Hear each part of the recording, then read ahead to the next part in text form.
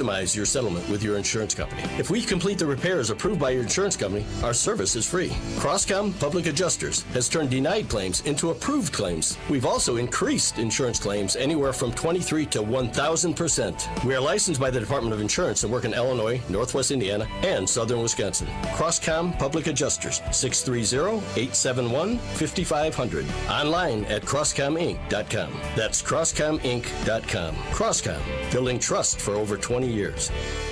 Portions of the following show may be pre-recorded. Listen to AM 560 The Answer online at 560theanswer.com, on the AM 560 mobile app, on your Alexa-powered smart speaker, and on TuneIn, iHeart, and on Odyssey. Now, from the Signature Bank Studios, this is Chicago's Morning Answer with Dan Proft and Amy Jacobson on AM 560 The Answer.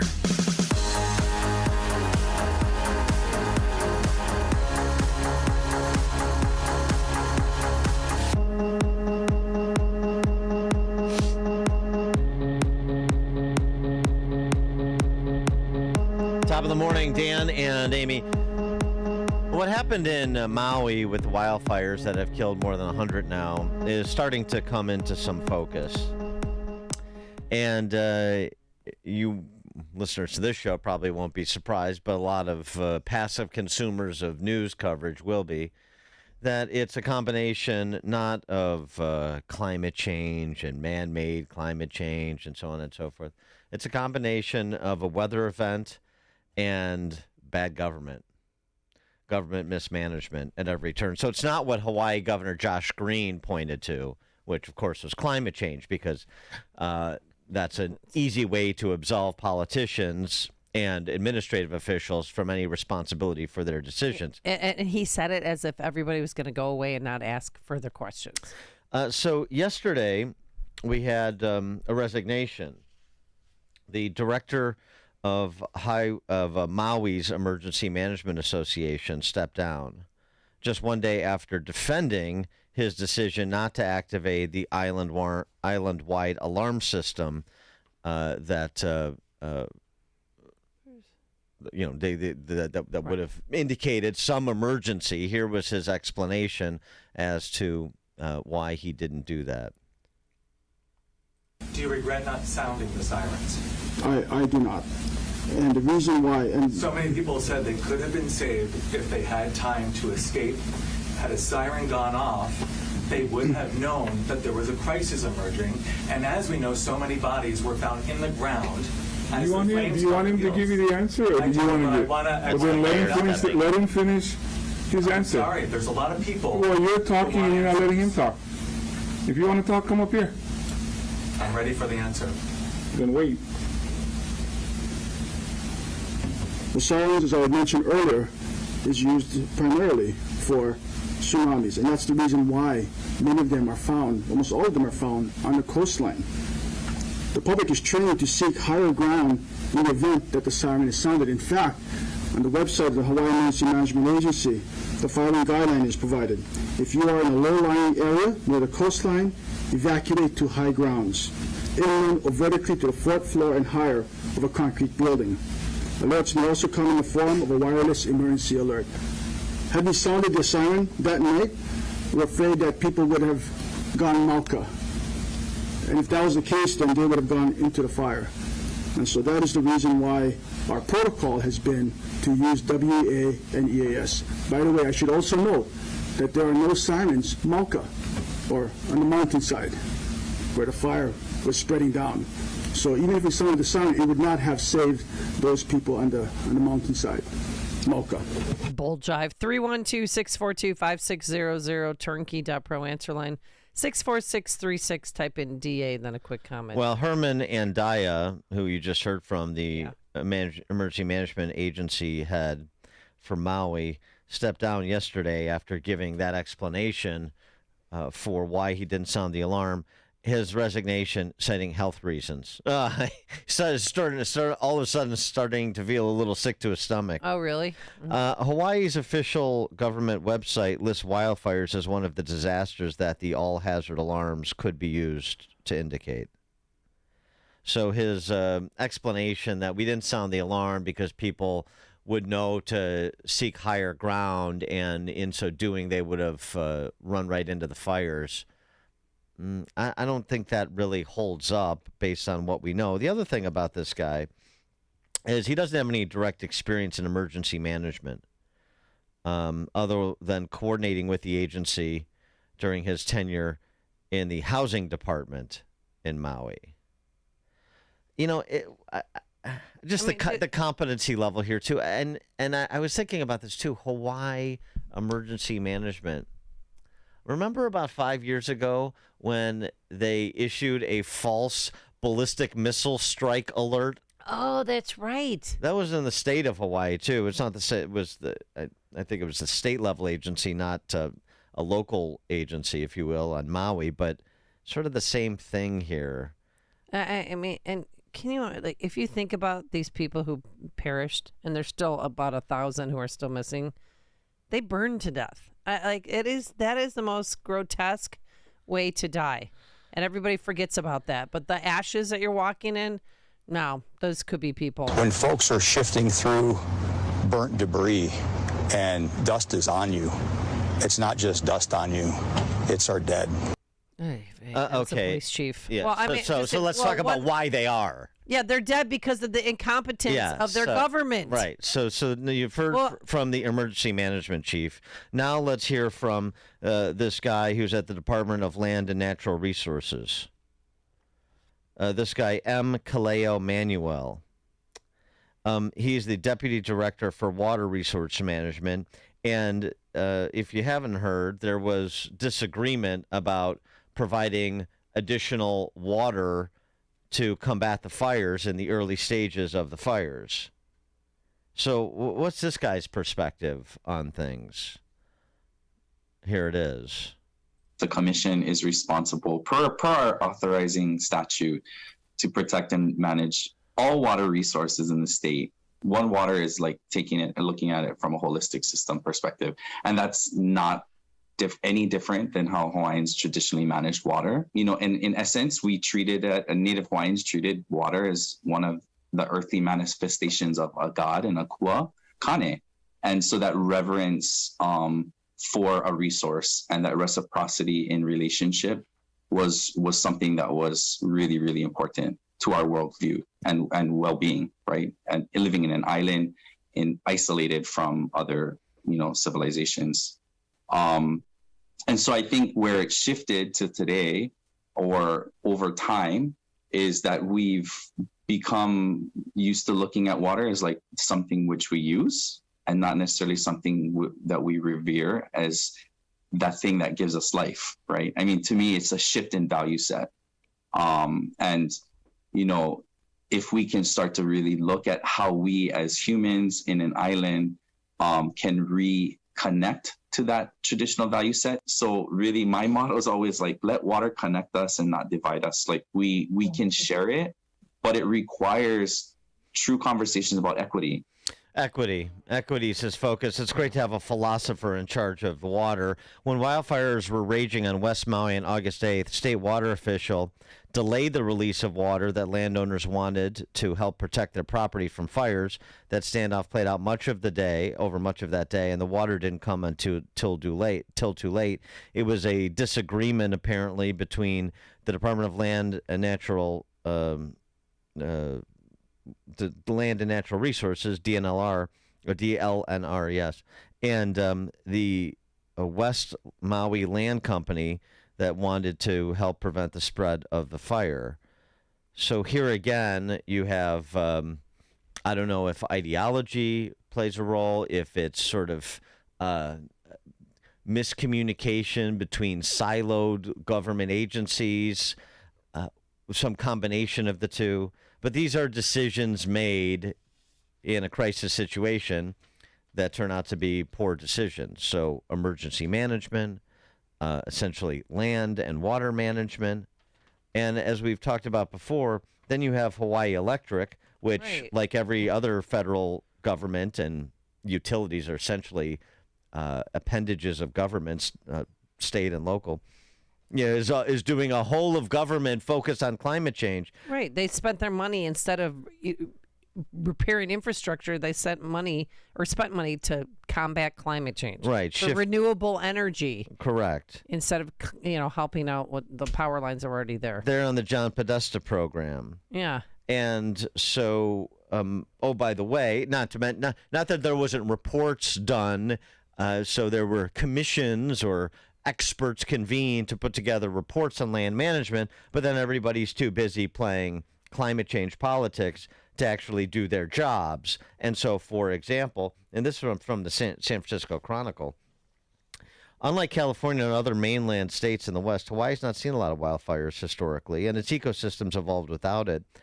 However, since the 1990s, though, the number of fires have been increasing alongside growth of invasive grasses, such as guinea grass and shrubs, on what were once sprawling plantations. So it's you go from sprawling sugar plantations to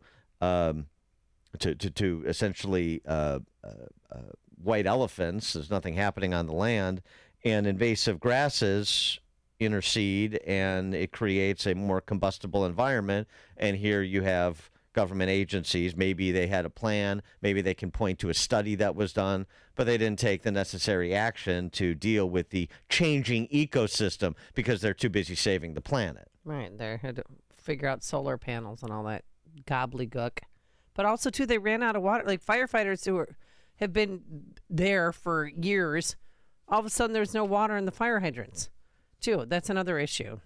So it's just, I mean, it makes me sick when I think about what happened to these people, and they're still that of the 112 that have been dead, like most of them aren't even identified because they need DNA samples to figure out who's who. We're going to talk more about this at the top of the 8 o'clock hour with Patrick Moore, the co-founder of Greenpeace, so stay tuned for that. We'll revisit it. All right, coming up on Chicago's Morning Answer. At 5:38, we spent all this time, as long as I've been involved in Illinois politics, the focus was on Mike Madigan.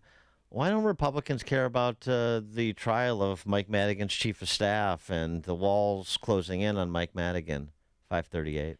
Now let's head into the newsroom. Here is Mike Scott. 61 degrees at 5:31. Hurricane Hillary overnight has grown rapidly into a Category 4 storm off Mexico's Pacific coast and could bring heavy rain to the southwestern U.S. over the weekend. Winds at 140 miles an hour. Residents are fleeing the capital of Canada's Northwest Territory ahead of a noon Friday deadline as wildfires near the city of 20,000. Thousands of people evacuated their homes yesterday, taking to the road in long convoys. Also, many are waiting for emergency flights to neighboring Alberta. And a Canadian woman has been sentenced to 22 years in prison for mailing a threatening letter containing ricin, a poison, to then-President Donald Trump at the White House. Pascal Ferrier had pleaded guilty to violating biological weapons prohibitions in many letters sent to Donald Trump and police officials in Texas. A top Maui emergency management official who didn't sound warning sirens as wildfires swept across the land has resigned. Herman Andaya, administrator for the county's EMS, cited health reasons for his departure. An IRS special agent is dead, shot during a training exercise in Phoenix. Officials say it happened Thursday morning at a gun range, part of the city's federal correction institution. Multiple outlets are reporting the agent was shot by another IRS agent. A group of current and former Northern California police officers are in custody for allegations of major misconduct.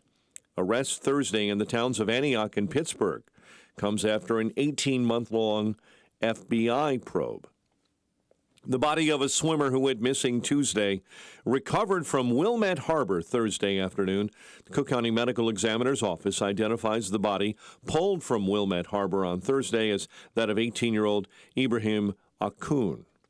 A chemical spill in the western suburbs prompting a hazmat response Thursday evening when a toxic and dangerous gas was accidentally concocted during routine pool maintenance. It happened in Warrenville at the Westland apartment complex when chlorine and muriatic acid were spilled on accident, creating chlorine gas. No one is in custody after a 7-year-old boy accidentally shot himself on the west side. Chicago police say the child was playing with a handgun. When it went off, he was hit in the hand. 2 weapons were found in that home. An Aurora man is accused of stealing from a Naperville Boy Scout troop's bank account. In February, Naperville police were notified of thousands missing from a bank account of Boy Scout Troop 1776. $21,838 was missing. Unauthorized checks were made out to the troop's treasurer, John Miller.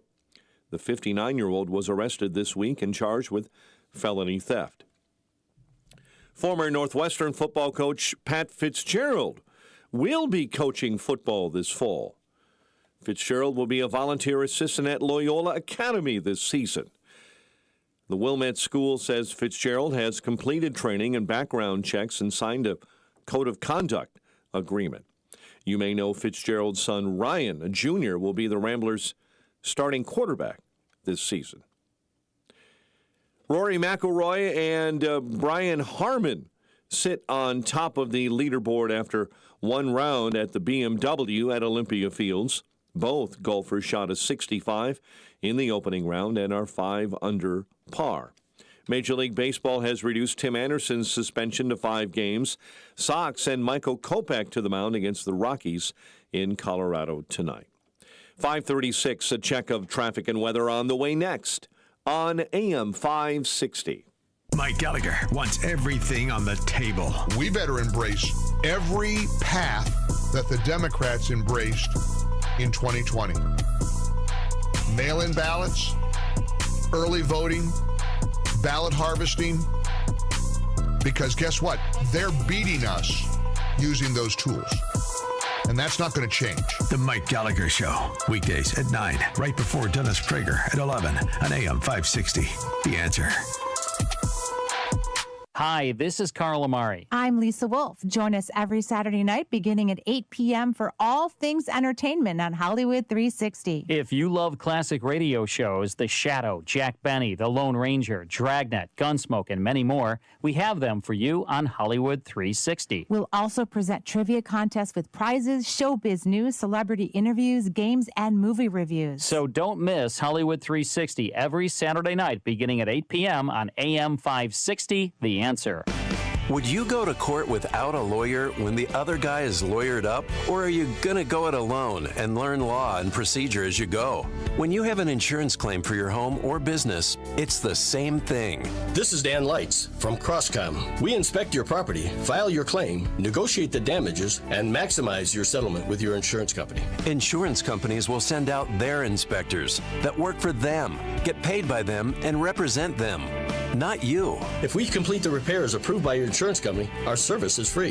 Crosscom Public Adjusters has turned denied claims into approved claims. We've also increased insurance claims anywhere from 23 to 1,000%, and we could do the same for you. We are licensed by the Department of Insurance and work in Illinois, Northwest Indiana, and Southern Wisconsin. Crosscom Public Adjusters, 630-871-5500. Online at crosscominc.com. That's crosscominc.com. Crosscom, building trust for over 20 years. Are you looking for a fun and exciting way to connect with God and learn about His incredible world? Then In Grace has an adventure for you. Join Jim Scudder Jr. every Sunday morning at 6:30 on AM 560. Each week, Jim Scudder Jr. shares powerful stories and insights about God's Word and His world. Whether you're a longtime believer or just starting to explore your faith, you'll find something to learn, inspire, and encourage you on In Grace. You're also invited to join Pastor Scudder as he preaches every Sunday at 11 a.m. at the Quentin Road Baptist Church. At Quentin Road, you'll find a warm and welcoming atmosphere, uplifting worship, and a message of hope that will help you grow in your faith and walk with God. So don't miss In Grace with Jim Scudder Jr. on Sunday mornings at 6:30 a.m. And join us at Quentin Road Baptist Church on Sundays at 11 a.m. For more information, call 800-78-GRACE or go to ingraceradio.com. 1 in 4 car batteries is weak and needs to be replaced. Let the professional parts people at O'Reilly Auto Parts test your battery for free. Stop by O'Reilly Auto Parts today. 5:39.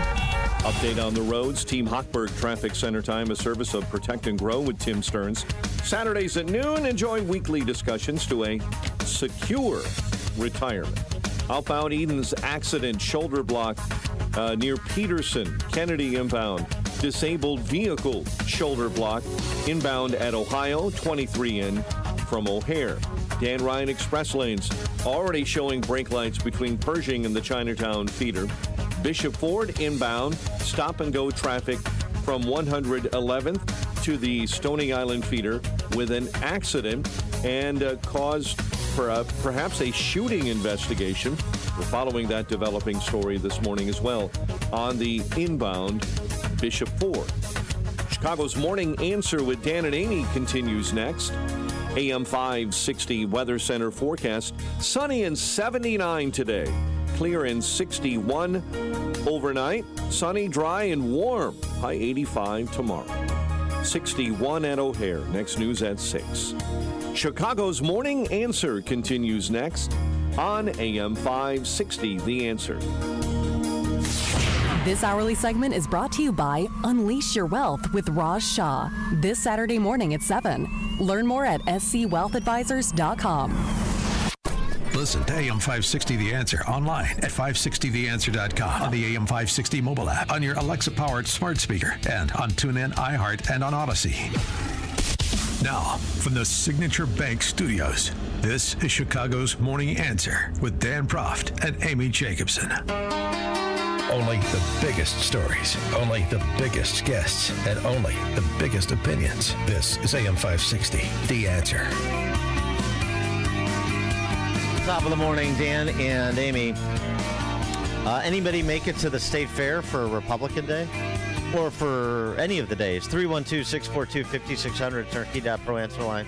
64636DA, Turnkey.pro text line. Any, suburban precinct captains, precinct committeemen, electeds, head down for Republican Day at the State Fair to help revitalize the Republican Party, prepare for the 2024 cycle, take back the suburbs and all those other bromides that are bandied about. Looked like a skeletal crew to me that was down there. I mean, some reporters didn't even go down there because it's not an election year. So even the Democratic Day or whatever was not well attended. Looked pretty well attended at the event that Pritzker spoke at, where he was railing against Trump and MAGA Republicans and so on and so forth, telling everybody that Illinois is Barbie and everyone else is Ken. I saw a pretty big turnout there. Hey, here's the thing I was just thinking about against the backdrop of the State Fair and the corruption trials that are going on. The one going on right now, of course, Madigan's former chief of staff, Tim Mapes, perjury, obstruction of justice. So my first race in Illinois was 1994, state rep race of the North Shore. Who'd you run against? I didn't run. Your first. Okay. My first campaign, running a campaign. State rep race on the North Shore. Then I went to work for Lee Daniels in 96, that brief 2-year interregnum. Well, 94 to 96, that brief 2-year interregnum when Madigan wasn't the speaker. Gave back punch 10 in 1996. If you remember that in Cook County, when the remaining Republicans in South and Southwest Cook, especially South Cook County, got swept away. Jack O'Malley lost. Cook County State's Attorney. And so it's almost 3 decades, isn't it? Mm-hmm. So the entirety of those 3 decades, there's never been any conservative leadership of the Republican Party. Never. Not in any position, except briefly if you call Peter Fitzgerald in the leadership of the Republican Party. But he was a United States Senator, and he was not in the leadership of the Republican Party in this state. He really wasn't involved in the Republican Party in the state at all when he was a senator. Even when he was a state senator, he came in, just to do a little history lesson, he was one of the Fab Four senators elected in 92, Rauschenberger, Fitzgerald, Severson, and Lausen.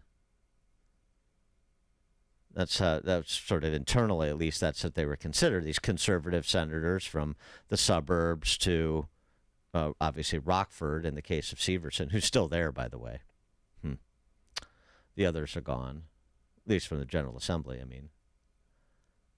So, so ever since, like that, and then you had, I guess you could call Pate Phillip a conservative when he was Senate President, but he didn't really...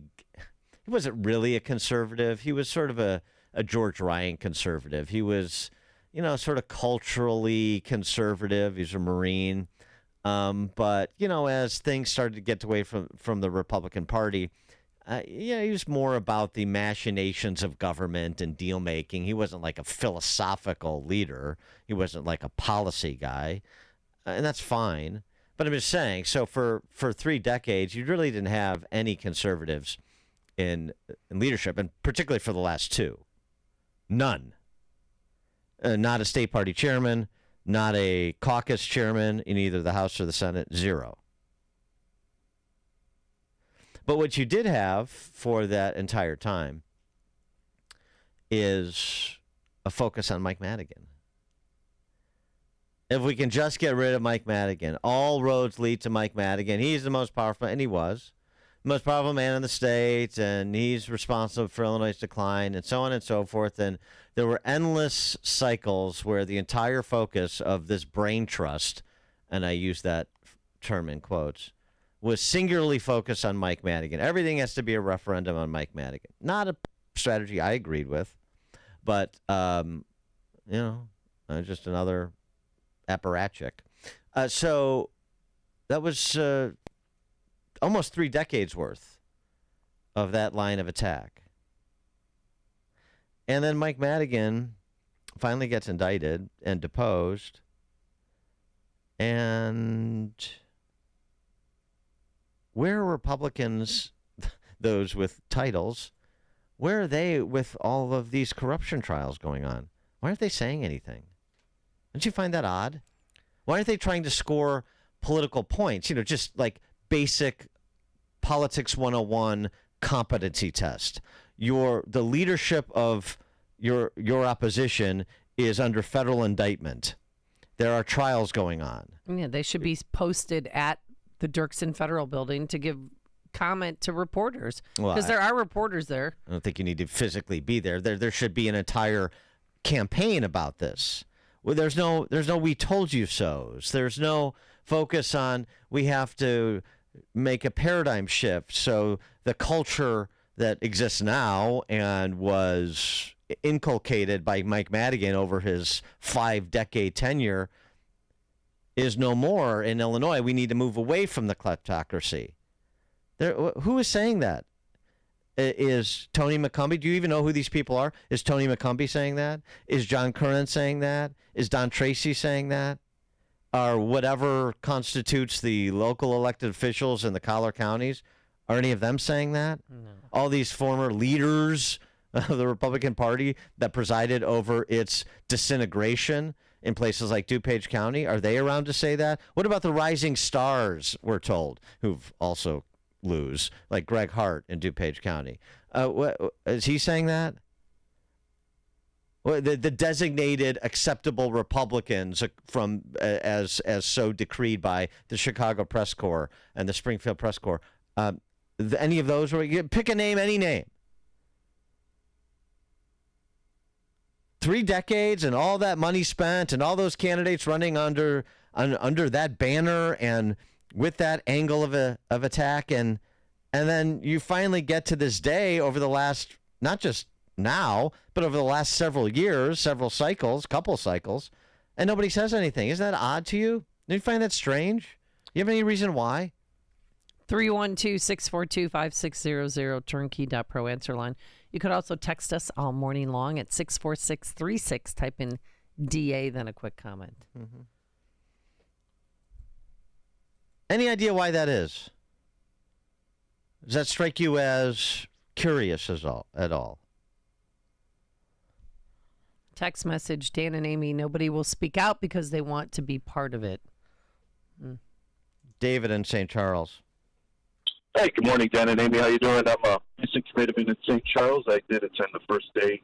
I was there for a Cirrus event. They were basically, it's an app and a program that helps precinct committeemen and chairman, township chairman to pinpoint people and to get them active, to be active voters in each township. So seemed pretty good. I'm listening to what you're saying about, leaders.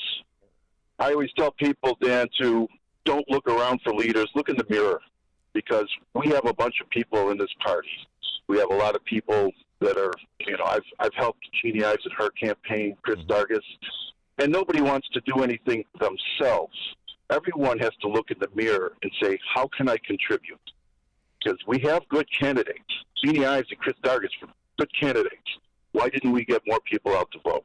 So that's our little issue right there, in my opinion. Yeah, that's, thanks for the call, David. I mean, I agree with that. I think that's the right attitude. I don't know if it can carry the day. I don't know. I mean, I guess you'll know that attitude, which I think is the right one, will carry the day when you have different leadership in the party. Because that's not the attitude that's reflected at the leadership level, is it? Do you sense it is? Isn't it strange? Nancy Kimmy testified in the Tim Mapes trial. Most people don't know who Nancy Kimmy is, and there's no reason you should. Don't know who Mapes is. They don't know who Tim Mapes is. There's no reason you should. These are just functionaries. He lied to a grand jury, but okay. Allegedly, not convicted yet. All right. Nancy Kimmy was Judy Bartopinka's longtime chief of staff. Chicago Tribune's the basis of what she's testifying, this land deal in Chinatown, not really that interesting, because these are not interesting people. They're just low-level thieves and low-intellect thieves. No, they're yes men. They do what their bosses tell them to do. As a longtime aide to Topinka, a politician with bipartisan credibility and friends on both sides of the aisle, Kimmy enjoyed a similar rapport at the Capitol. Oh, isn't that an interesting way to report on it by these individuals? I guess this is Meisner and Long at the Tribune.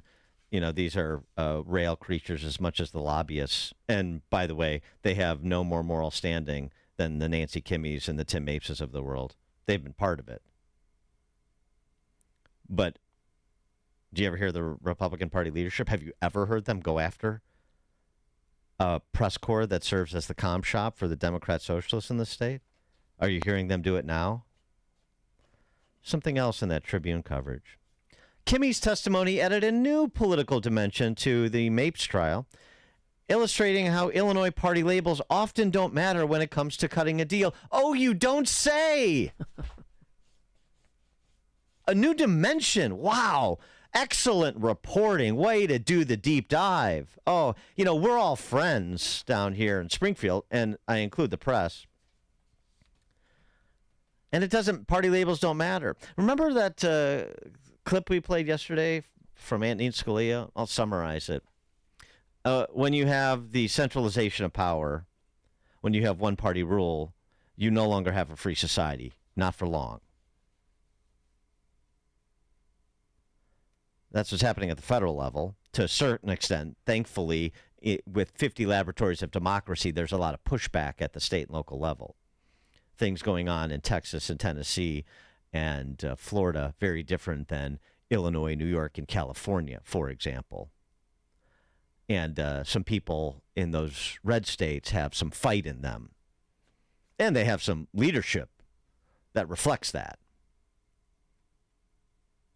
Here, all that time.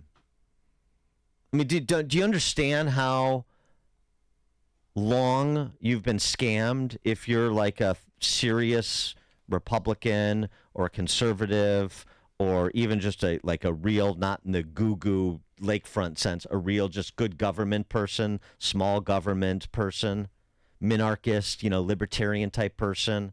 They're not going to admit that. I'm talking about, do you understand the rank and file voter, the precinct captain and precinct committeeman?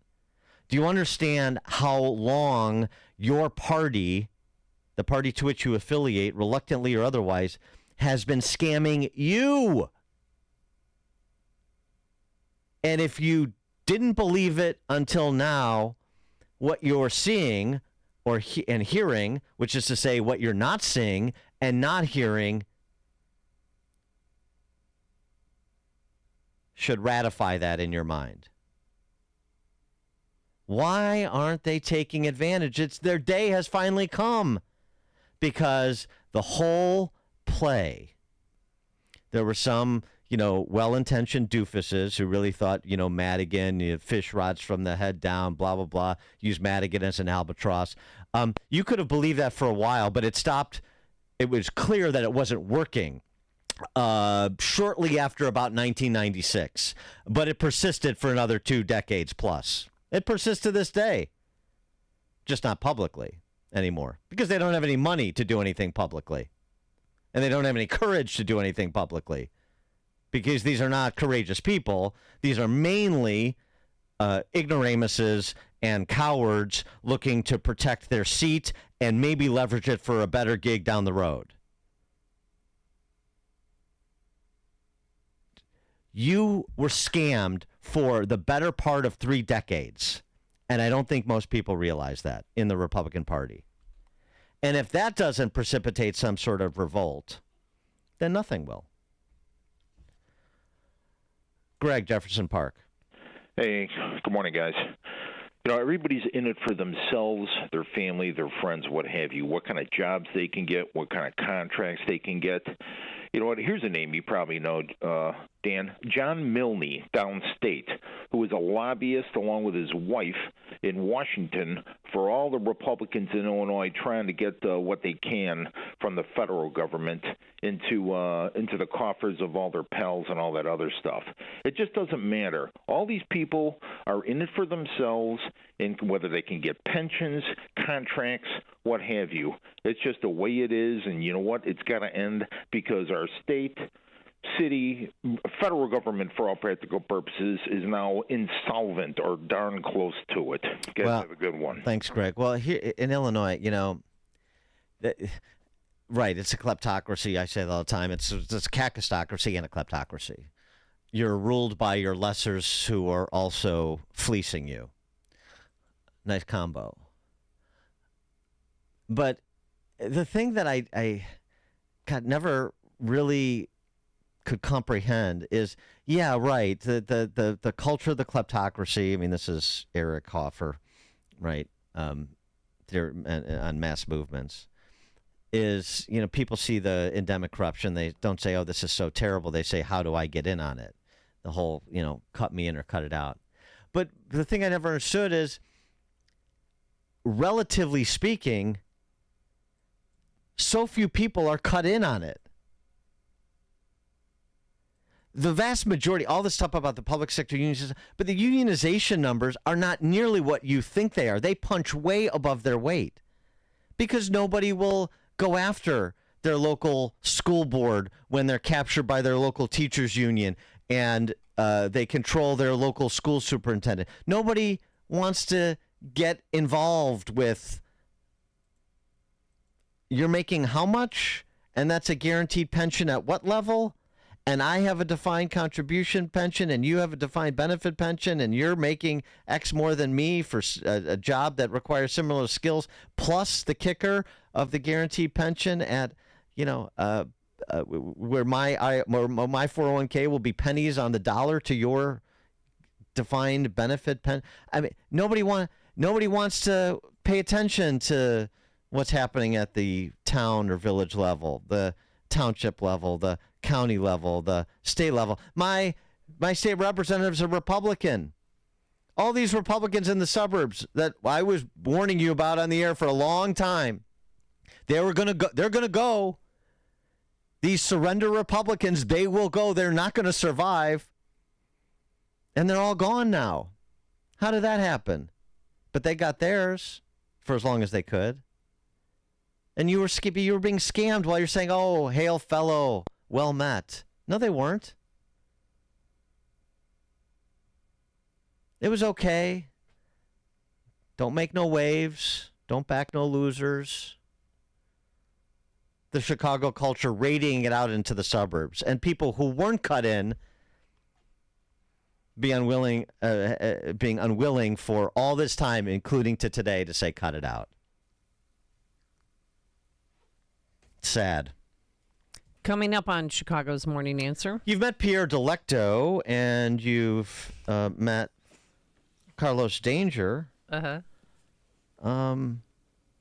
Now meet Robert Peters at 6:06. But let's first check into the newsroom. Here's Mike Scott.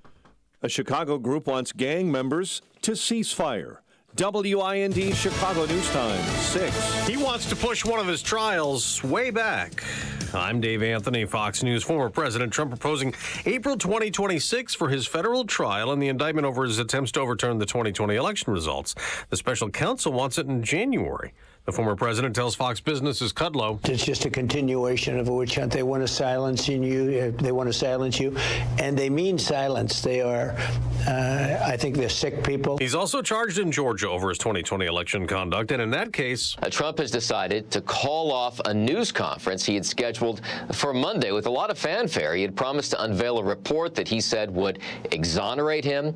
In a social media post now, though, he writes, my lawyers would prefer putting this, I believe, irrefutable and overwhelming evidence of election fraud and irregularities in formal legal filings. That's Fox's Doug Luzader. The former president remains the front runner in the 2024 Republican race, but is not committed to show up at the first debate Wednesday. Fox News Radio will be providing special debate coverage beginning at 7 p.m. Eastern next Wednesday. You can listen at foxnewsradio.com. President Biden's campaign plans to push back against Republican proposals next week, coinciding with that debate. However, just 1 in 4 Americans say President Biden has made the economy better since taking office. 52% say the economy is worse, according to the latest Fox News poll. Fox's Jared Halpern. Controversy in wildfire-scorched Hawaii. Fox's Jill Nato reports. The head of the Maui Emergency Management Agency, Herman Andaya, is stepping down, citing health reasons. But people have been complaining that Andaya decided not to set off Maui's warning sirens. Now, he says those are for tsunami warnings and would have sent people inland toward the fires. The number of wildfire deaths remains 111. The hundreds, though, remain unaccounted for. Hurricane Hillary, now a Category 4 in the Pacific. It could hit Southern California as a weaker tropical storm early next week. America's listening to Fox News. 61 degrees at 6:02 on AM 560. The Answer. Good morning. I'm Mike Scott. The body of a swimmer who went missing Tuesday recovered yesterday from Wilmette Harbor. Cook County Medical Examiner's Office identifies the body pulled from Wilmette Harbor Thursday as 18-year-old Ibrahim Akun. A key Republican lobbyist took the stand Thursday in the federal perjury trial of ex-Speaker Michael Madigan's former chief of staff, Tim Mapes. Nancy Kimmy was scheduled to testify following testimony this week from ex-state rep Lou Lang. No one is in custody after a 7-year-old boy accidentally shot himself on the west side.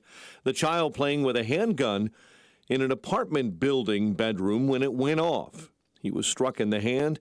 2 other weapons were found in the home. There's some major skepticism after a Chicago community group called on gang members to cease fire from 9 a.m. to 9 p.m. in a hard-hit North Side neighborhood. This activist worries gangs have such disregard for the group and the community, they'll respond with even more violence. And sometimes they might intentionally go against that and go do something during those hours to let whoever know that we're not honoring this. People in the Rogers Park area say they're living in the middle of a gang war and no amount of pleading has stopped it. Illinois Republicans avoiding talking about former GOP President Donald Trump at the fair. I'm always so curious as why is it always about Donald Trump? Here we are in Illinois. Let's talk about Illinois. House Minority Leader Tony McCombie yesterday. Democrats were able to keep their General Assembly majority during the 2022 elections. Former Indiana Secretary of Commerce Brad Chambers is now part of the Republican field for governor in 2024. He left that state job earlier this month amid speculation he would run as Governor Eric Holcomb is term limited. He now faces off against U.S. Senator Mike Braun, Lieutenant Governor Suzanne Crouch, and former Indiana Attorney General Curtis Hill. Three-time Stanley Cup champion officially stepping away from the ice, but not, he says, officially retiring. Former Blackhawks captain Jonathan Toews says this morning he's not fully stepping back from the NHL, but only taking time away from the game this season. Toews has spent his entire 15-year NHL career with the Blackhawks. Rory McIlroy and Brian Harman sit on top of the leaderboard after one round at the BMW at Olympia Fields.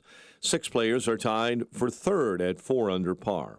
Cubs continue their playoff push this afternoon with a series start against Kansas City. The Bears try and stay undefeated on the preseason when they take on the Colts tomorrow. Tight end Cole Kmet says it's been a good 2 days of practice against Indianapolis. It's just good team building time, too. You know, we spend a lot of time in the hotel together and going out, getting something to eat and all those things. So it's good team building and just kind of gives you some juice back into camp. This update is service of the AM 560 mobile app. Download the AM 560 mobile app at 560theanswer.com/mobile. A check of traffic and weather on the way next on AM 560.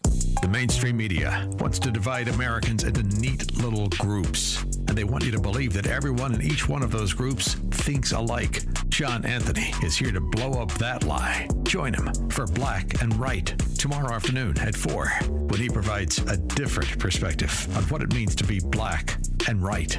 Tomorrow afternoon at 4, right here on AM 560. The Answer. Have you been struggling to find an easy, safe, and secure document scanning solution for Salesforce.com, Microsoft 365, SharePoint, or OnBase by Highland? Your struggle is now over, and it's time to get your documents and operations into the 21st century. With IoT Smart Connected Scanning, it's easy to turn physical paper into digital documents and have them directly uploaded to the cloud with IoT Smart Connected Scanning from IDT. And you don't need a degree in computing or IT to make it happen. Using QR code technology uniquely configured for your specific business, anyone can set the IoT Smart Connected Scanning device up in 5 minutes or less, saving your organization money and valuable time. Remote employees can even capture documents and send them safely and seamlessly. Organize documents efficiently and securely with IoT Smart Connected Scanning from IDT. To see a demo or to order now, go to ready4idt.com. That's ready4idt.com. Use promo code SMART and receive 10% off your order. IDT, putting paper in its place. There are more identity threats than you realize. Even if you monitor your credit, only a little personal info needs to leak out, like your social security number or password. Or you did become a victim. LifeLock alerts you to threats you could miss. If your identity is stolen, a dedicated U.S.-based restoration specialist will work to fix it. No one can prevent all identity theft or monitor all transactions, but everyone can save up to 25% off their first year with promo code NEWS. Go to lifelock.com. Hi, I'm Martha Stewart. Every year, more than 4 million pets enter shelters here in the United States. My friends at American Humane have been helping animals since 1877. The goal is to ensure that pets have a safe shelter, especially during natural disasters. Adopting a shelter pet allows shelters to help more animals awaiting care. Please consider adopting today and take some time to learn more about American Humane's other work at americanhumane.org. Hey Chicago, do you like great seats? How about on-field pregame access? What if it was free? Now we got your attention. We are proud to bring you the Wintrust Crosstown Series. Whether you're a Cubs or Sox fan, Wintrust wants you to have an unforgettable fan experience. Enter the Wintrust Crosstown Series sweepstakes for your chance to win great seats and pregame on-field access. Go to wintrust.com/crosstown. Chicago's Bank, getting Chicago's fans to the game. Banking products provided by Wintrust Financial Corp. Banks. See official rules at wintrust.com/crosstown-rules. Member FDIC. Humana Incorporated seeks software engineer 2 in Chicago, Illinois to implement and deploy infrastructure and software applications based on business requirements. Telecommuting permitted within the metropolitan statistical area. Pre-employment drug screen and background check is required. Apply at jobpostingtoday.com. Reference 88604. Again, Humana Incorporated seeks Software Engineer 2 in Chicago, Illinois. Pre-employment drug screen and background check is required. Apply at jobpostingtoday.com. Reference 88604. 6:09. Team Hochberg Traffic Center time is a service of Fox Valley Coin. No waiting, no problems, no charge for in-store verbal appraisals. Bring your gold or silver in today. FoxValleyCoins.com. Outbound Edens, accident cleared near Peterson. Inbound Kennedy, a stall just swept out of your way. Inbound at Ohio, 26 from O'Hare into the Burns Circle interchange. Dan Ryan express lanes at accident, 2 right lanes blocked with injuries. It's on the outbound side between 47th and 51st. Chicago's Morning Answer with Dan and Amy continues next. AM 560 Weather Center forecast, sunny and 79 today. 61 at O'Hare. Next news at 6:30. Chicago's Morning Answer continues next on AM 560, The Answer. This hourly segment is brought to you by CharlesEquipment.com. Keeping you powered up, no matter what the conditions. CharlesEquipment.com.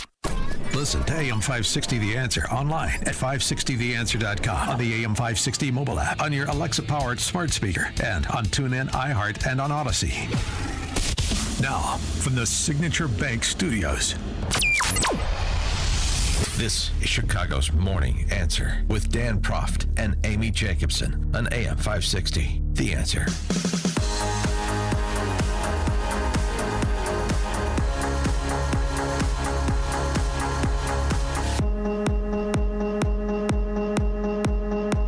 Top of the morning, Dan and Amy. Meet Robert L. Peters. He works in government. Emails previously released by the archives and retrieved from Hunter Biden's abandoned laptop reveal that Joe Biden used the email address Robert L. Peters at pci.gov while he was President Obama's second in command, and that his aide, John Flynn, CC'd Hunter on 10 emails containing the big guys, Mr. Peters, if you will, daily schedule between May 18 and June 15 of 2016. One of them was a call with the then president of Ukraine, Poroshenko.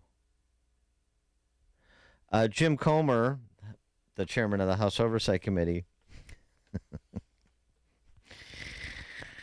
also indicates that Biden has other pseudonyms, including Robin Ware, and this is my favorite, JRB Ware. JRB. Geez, who can we break that code?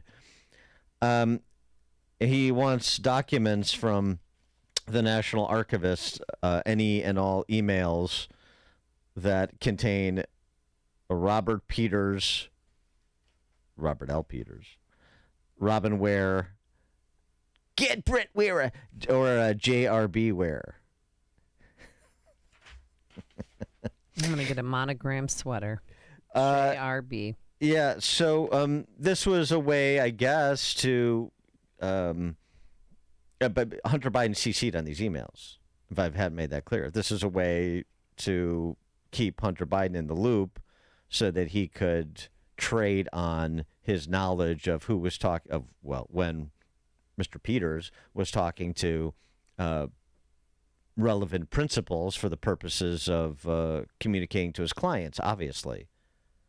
You have the federal government, the vice president's office, using a pseudonym for the vice president, CCing Hunter Biden.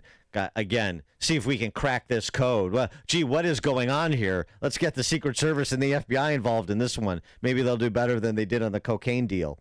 This is all, part of the same influence peddling, but it's just more layers and more absurdity to it. And, of course, we enjoy layers and absurdity, particularly.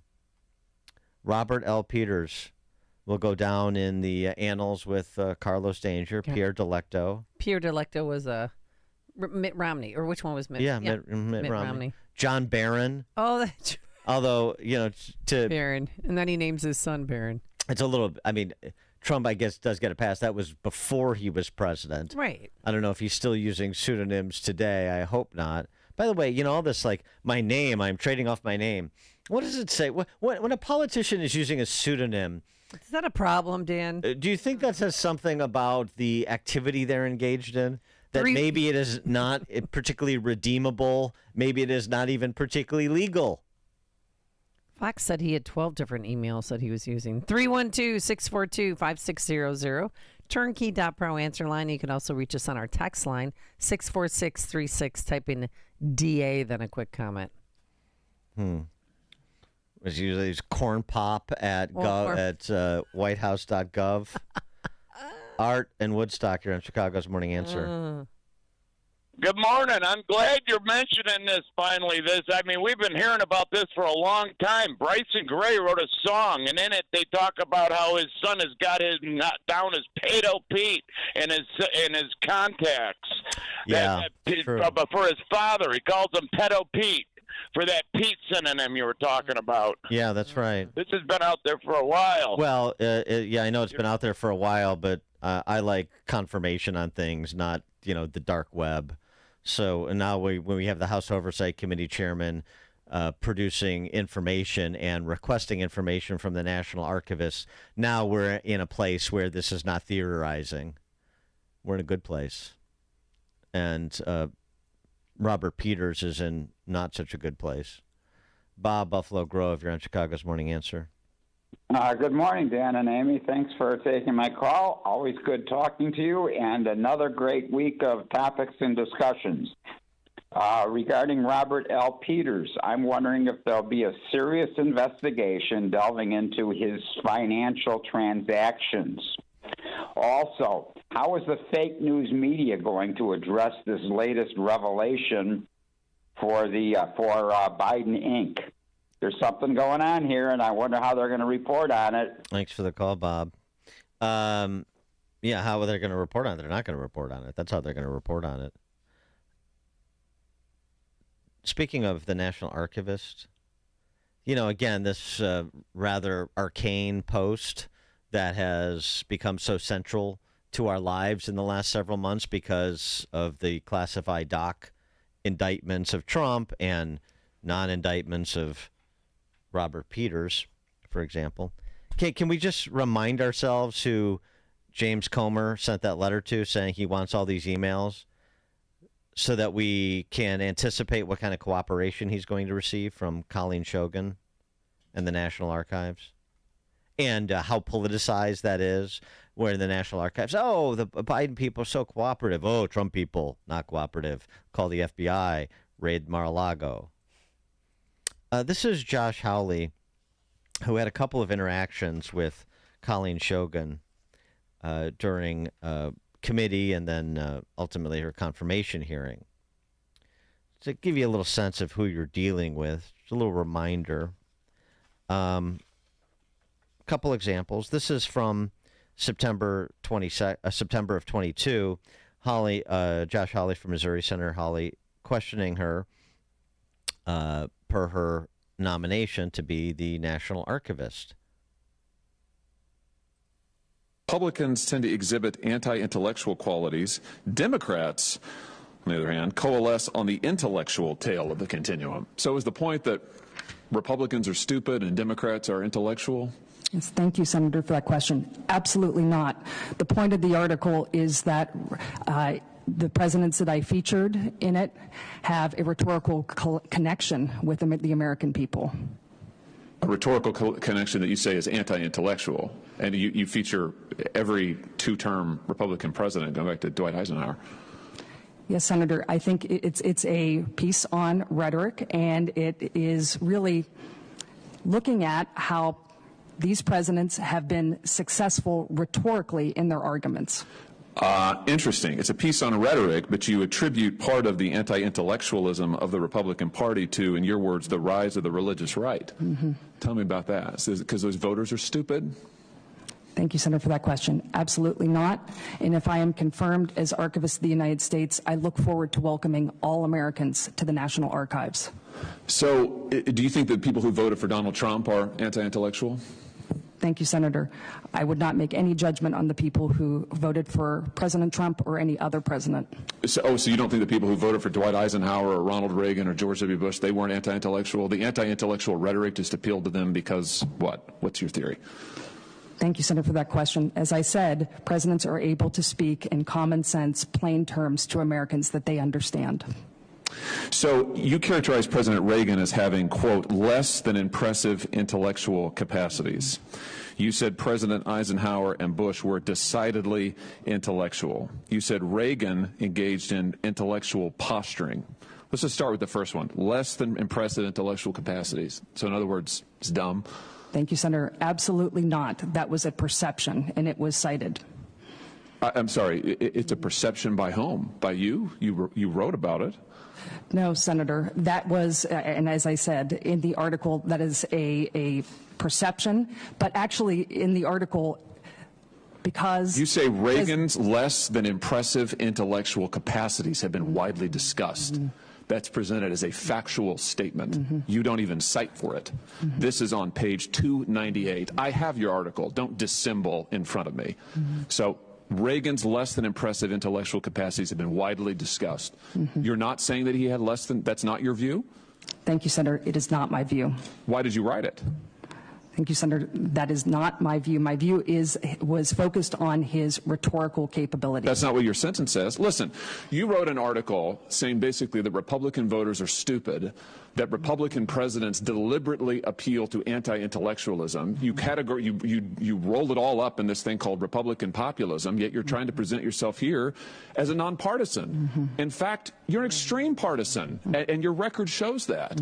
You're someone who has denigrated Republican presidents, every two-term Republican president, I hope I'm not leaving anybody out, that has, since the Second World War, and their voters in this lengthy article. I mean, I just don't understand. If you wrote it, why won't you stand behind it?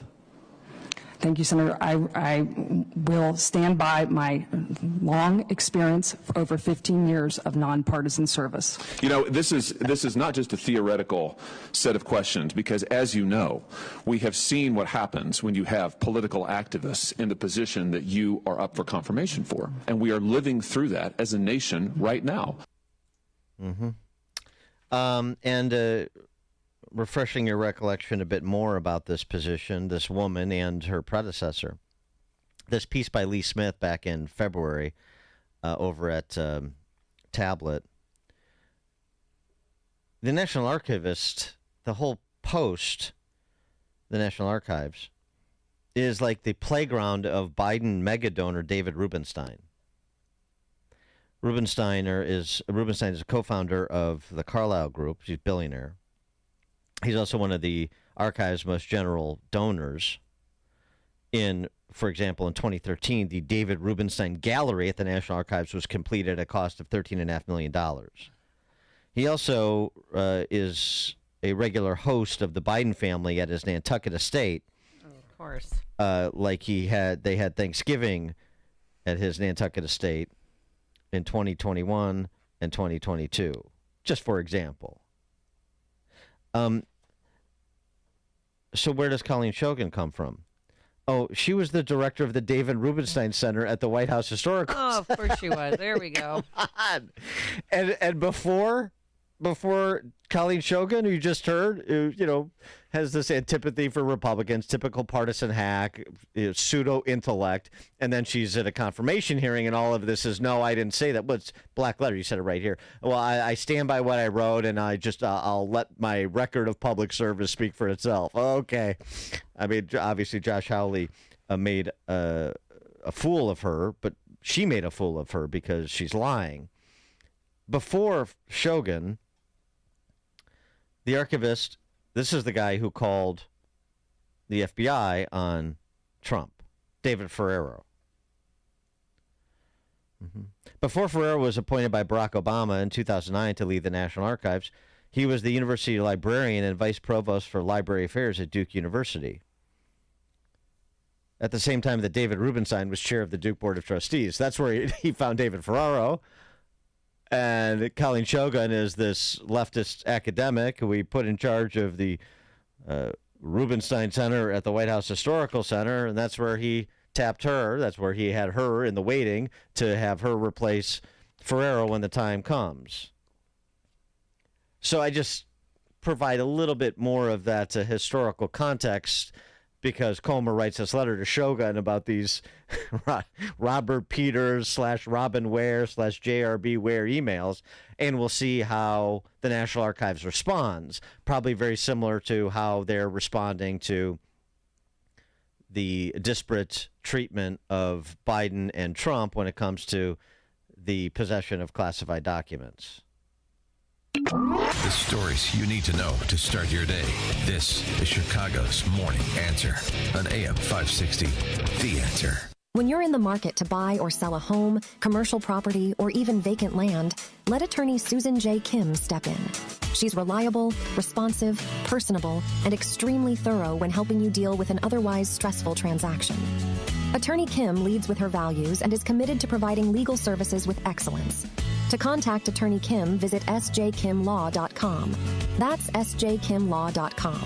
Whether it's drafting agreements, negotiating contract terms, or closing on a property, Attorney Susan J. Kim can do it all. Over 10 years of experience and her wealth of knowledge tackling complicated legal negotiations and breaking them down into a smooth, easy-to-understand process is what she does best. So let Attorney Susan J. Kim step in. To schedule your legal consultation today, visit sjkimlaw.com.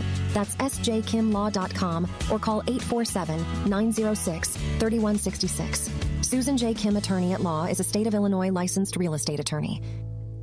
Dan Proft here. Now's the best time to drive home in your next Mazda. During the Season of Discovery sales event, you'll get the biggest savings on a new or pre-owned Mazda, and what you see is what you pay. With limited time sales going on right now, there's no better time to buy at Wilkins Mazda in Elmhurst.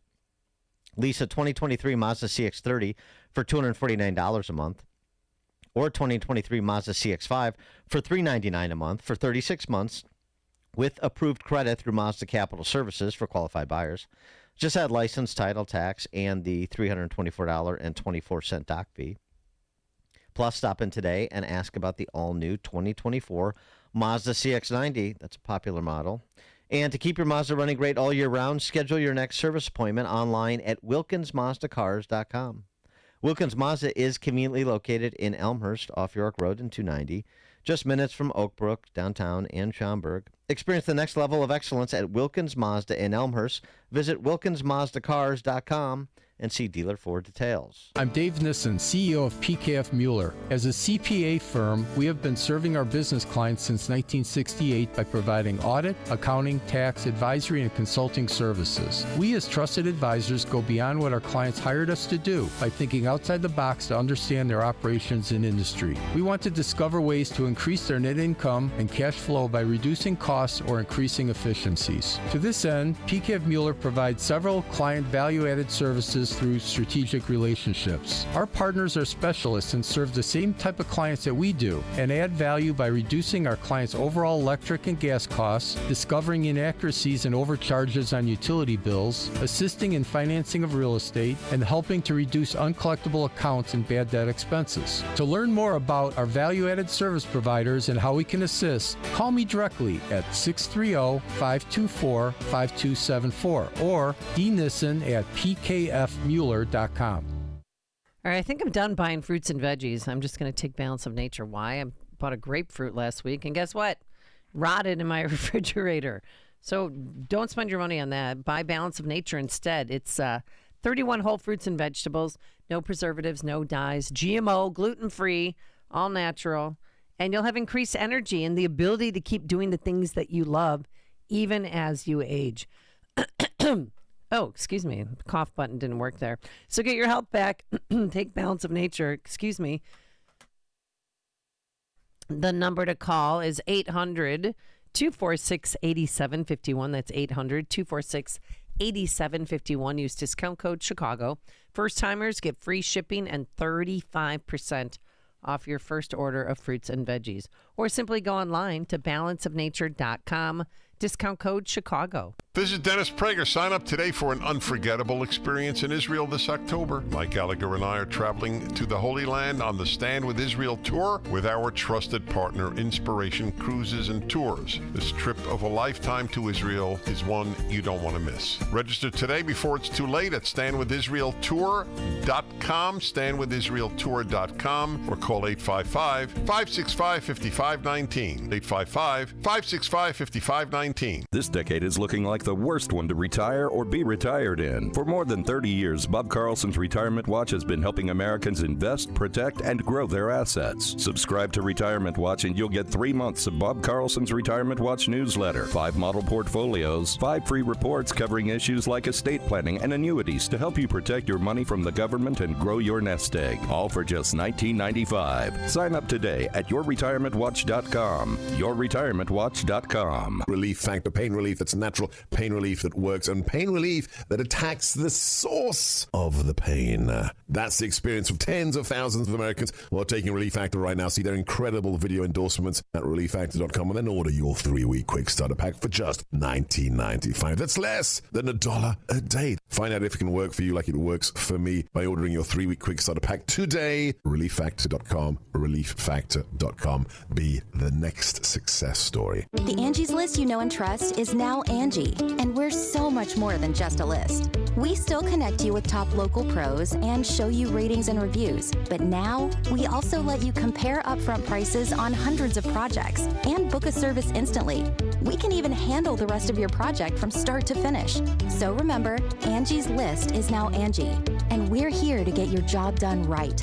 Get started at Angie.com. That's ANGI, or download the app today. AM 560, The Answer.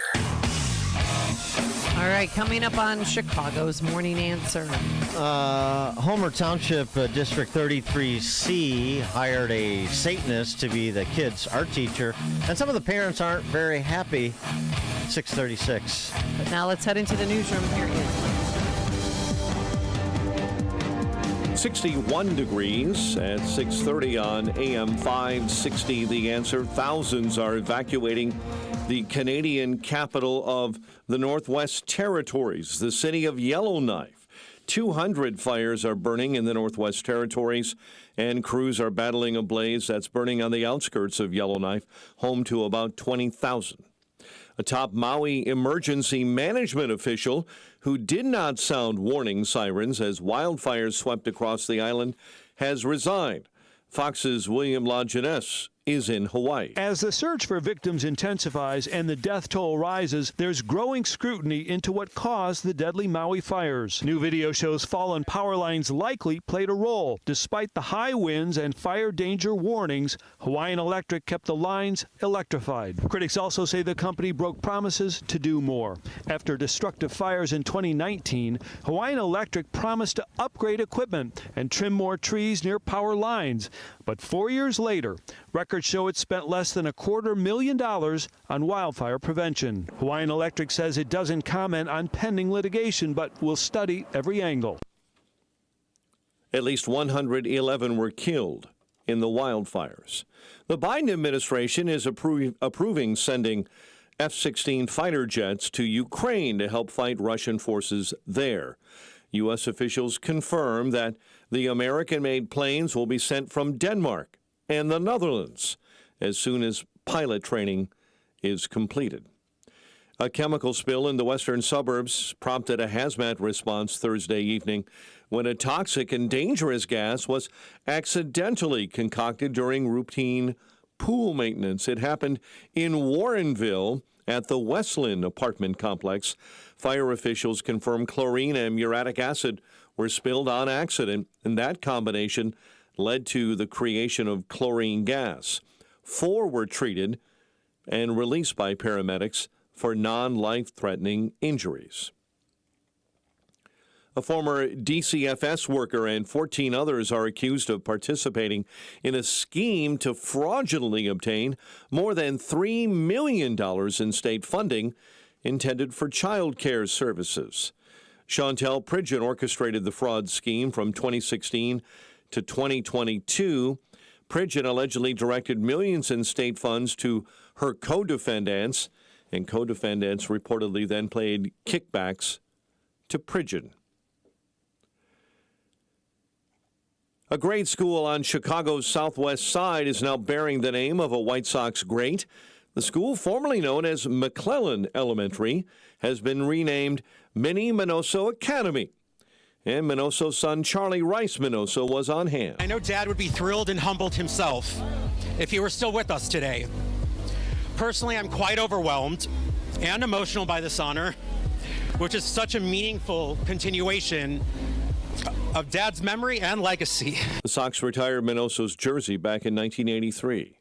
Rory McIlroy and Brian Harman sit on top of the leaderboard after round one of the BMW Championship at Olympia Fields. Both golfers shot a 65 in the opening round, and Harman takes a look at the greens as he's 5 under. I think these greens are really tough to read. There's a lot of subtlety to them, but there's a lot of slope. So I left a couple of makeable birdie putts really short. You just got to trust your read and give it a wrap. Last time we were here, the greens are really, really fast, and it was really firm. So it's been a little bit of an adjustment trying to get a feel for them. 6 players are tied for third at 4 under par, including Scotty Scheffler. The Bears try to stay undefeated in the preseason when they take on the Colts at Lucas Oil Stadium tomorrow. The news, a service of the Salem Podcast Network, with episodes from Charlie Kirk, Dinesh D'Souza, and many more. Subscribe free, salempodcastnetwork.com. A check of traffic and weather's on the way next on AM 560. Dennis Prager says we're no better. If a right-wing government had done this to the left-wing leader of the opposition in a South American country, we would have said, of course, what do you expect? It's a banana republic. That's what we are becoming as well. Corrupt like so many of the other governments have been in the Western Hemisphere. The Dennis Prager Show, weekdays at 11, right before Charlie Kirk at 1 on AM 560. The Answer. Now is the best time to drive home in your next Mazda. During the Season of Discovery sales event, you'll get the biggest savings on a new or pre-owned Mazda. And what you see is what you pay. With limited time sales going on right now, there's no better time to buy at Wilkins Mazda in Elmhurst. Lease a 2023 Mazda CX-30 for $249 per month, or a 2023 Mazda CX-5 for $399 a month for 36 months with approved credit through Mazda Capital Services for qualified buyers. Just add license, title, tax, and $324.24 dock fee. Plus, stop in today and ask about the all-new 2024 Mazda CX-90. And to keep your Mazda running great all year round, schedule your next service appointment right online at WilkinsMazdaCars.com. Wilkins Mazda, conveniently located in Elmhurst off of York Road and 290, just minutes from Oak Brook, downtown, and Schaumburg. Experience the next level of excellence at Wilkins Mazda in Elmhurst. Visit WilkinsMazdaCars.com. See dealer for details. Hi, I'm Henry Winkler. My eyes are very important to me. My eyes connect me with things I love. I loved my late father-in-law dearly. He always lit up a room, but his vision dimmed with age. He had age-related macular degeneration, or AMD. And since partnering with Apellis, I've learned there's an advanced form of the disease called geographic atrophy, or GA. His struggle with vision loss made me want to help others know about GA's warning signs. For some, straight lines seem wavy, like when looking at a door frame. For others, blurry or missing spots can make it hard to read or see loved ones' faces. Many have trouble seeing in low light, making driving at night difficult. GA gets worse over time and cannot be reversed. If you've been diagnosed with AMD and notice vision changes, don't wait. Talk to your eye doctor about GA today. Learn more at GAWon'tWait.com. That's GAWon'tWait.com. Hey everybody, Charlie Kirk here. Are you worried about investing in the stock market, especially with Joe Biden in office? Do you really trust the economy? What if you could invest in a secure, collateralized portfolio with a high fixed rate of return that's not correlated to the stock market or the Fed? A portfolio where you'll know what each monthly statement will look like with no surprises. Your interest is compounded daily. You're repaid monthly, and there are no fees.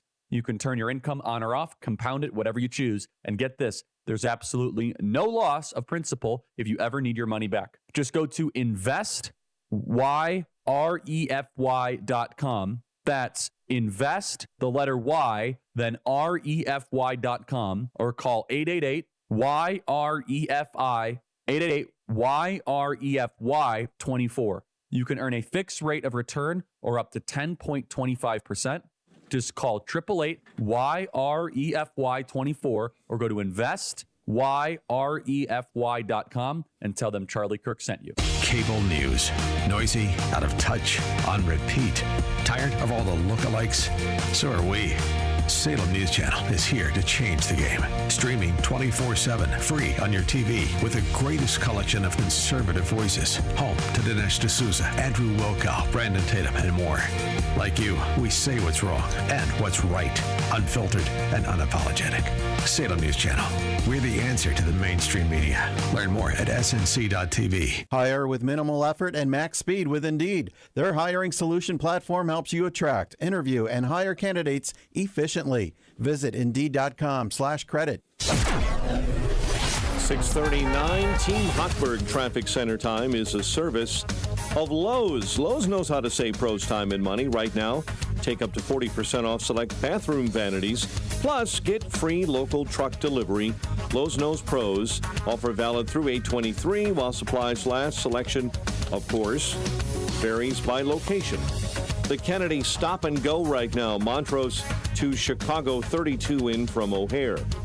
The Ike outbound, a stall cleared right at 390 on the west end, and an accident as well outbound at Irving Park Road coming up the works. It's 25 out to 390 this morning. Reagan, you're jamming up early eastbound right at York Road, and debris blocking the center lane of Route 53 inbound just west of Peasterfield. Chicago's Morning Answer with Dan and Amy continues next. AM 560 Weather Center forecast. Sunny and 79, clear and 61 overnight. Mostly sunny, high 85 tomorrow, and tomorrow night a low of 70. 61 right now. Next news at 7, and Chicago's Morning Answer continues next on AM 560 The Answer.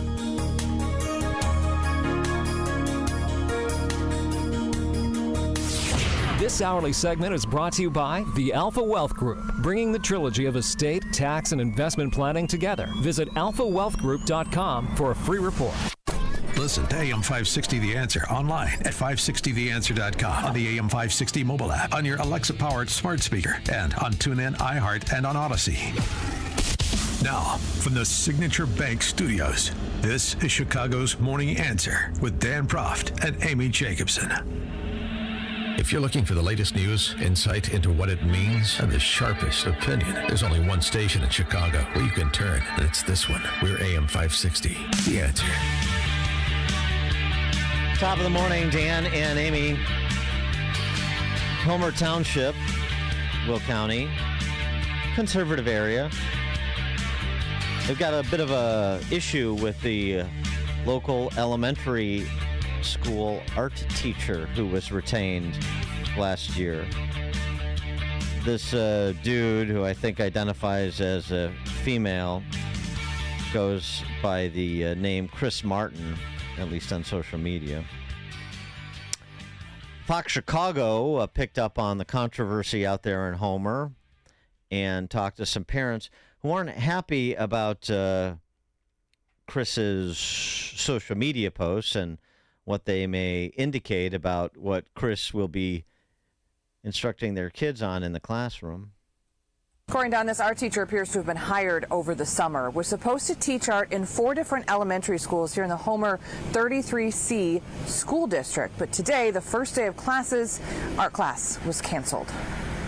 The school should have done a better job in checking these things. The first day of school for Homer District 33C tarnished with controversy over a new elementary teacher and social media posts that appear to be connected to him. I've seen some anti-religious. There's definitely child sacrifice. There was Satan worship. If he has his lifestyle, so be it.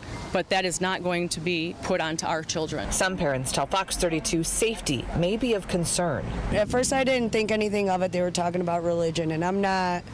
You could believe what you want to believe, but then some of the pictures and then some of the he said he got violent. They started voicing their concerns this week, but heard nothing from school leaders. I was angry. I don't feel like any of the concerns or questions that hundreds of parents have been asking have been answered.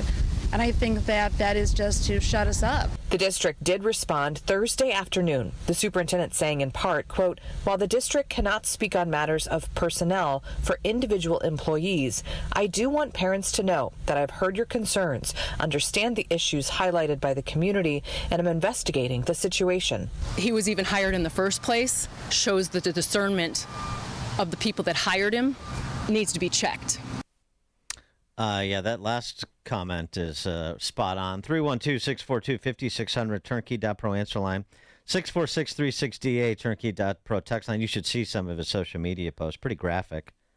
What does it show? Also this, in another post, in one post where he offered more about himself, he said that he has bipolar 1 disorder with mania and psychosis. Oh, God. And he has done things in conditions of psychosis and mania that have been violent and hurtful.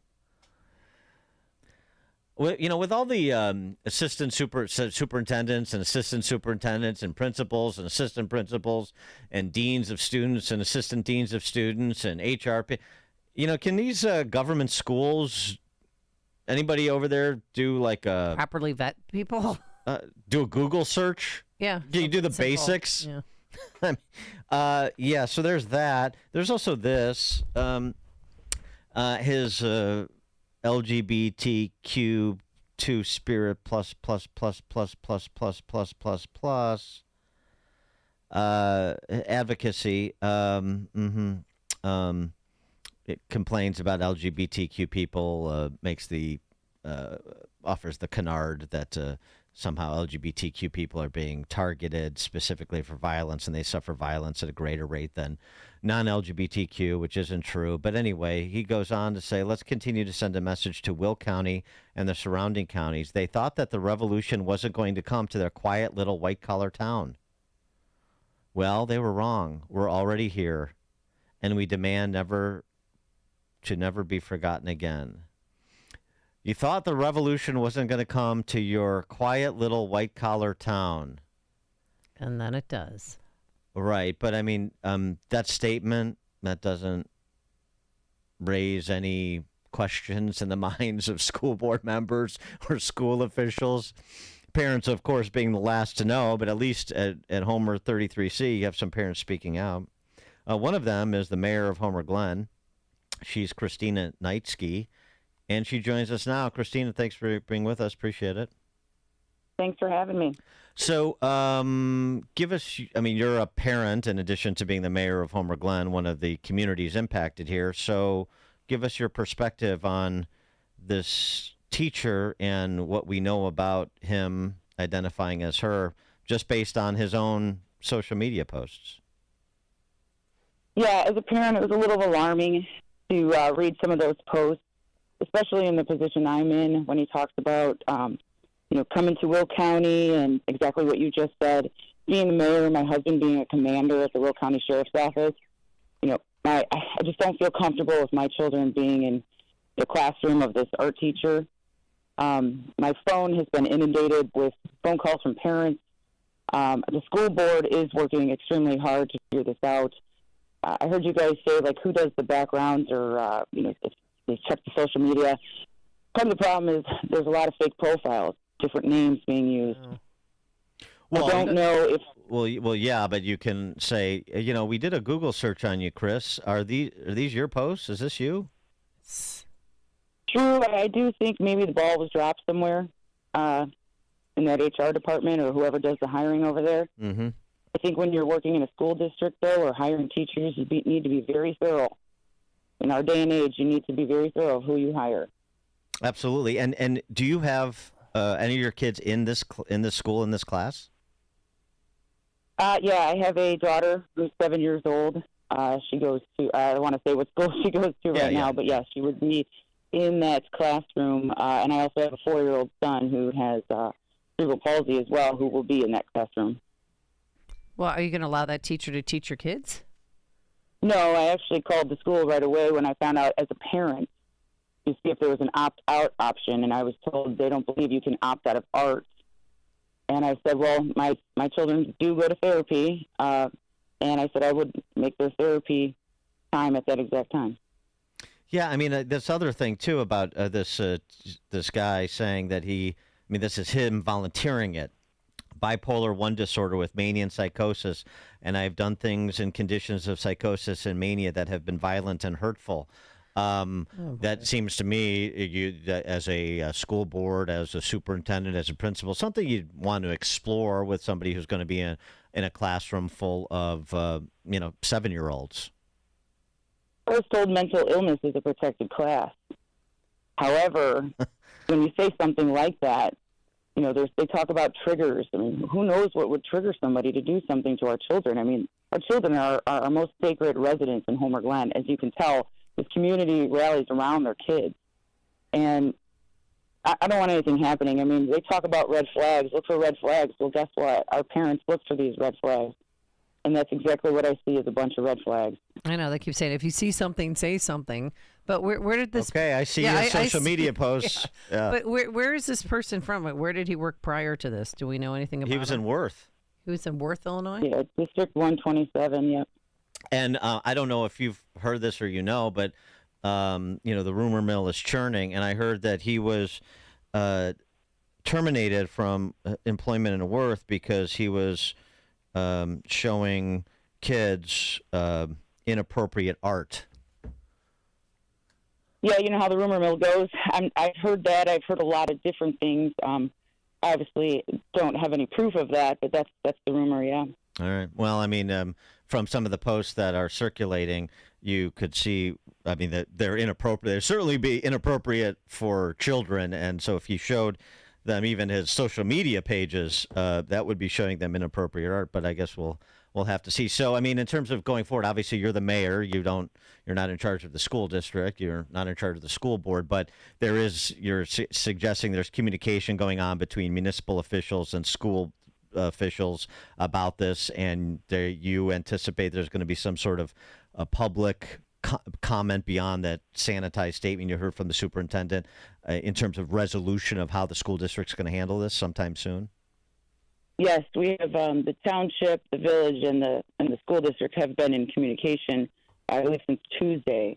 And they have a school board meeting on Tuesday. And I suggested to them to make sure that they have enough room, maybe stage the board meeting to the auditorium just so everyone can be in attendance. Yeah, maybe to the United Center. Christina Knightski, she's the mayor of Homer Glen. Christina, thanks so much for your time. Appreciate it. Thank you. Thank you, guys. Have a good day. You too. Let's take some other calls. Okay. Chris, South Loop. Hey, Chris. Hey, good morning, guys. Thanks as always. I just want to say the only problem with this story is that it's 23 and they just had an election. But the revolution has happened, and this is a focal point. This is a focal point for change, and they've got to start organizing now to win as many races in 25 as they can.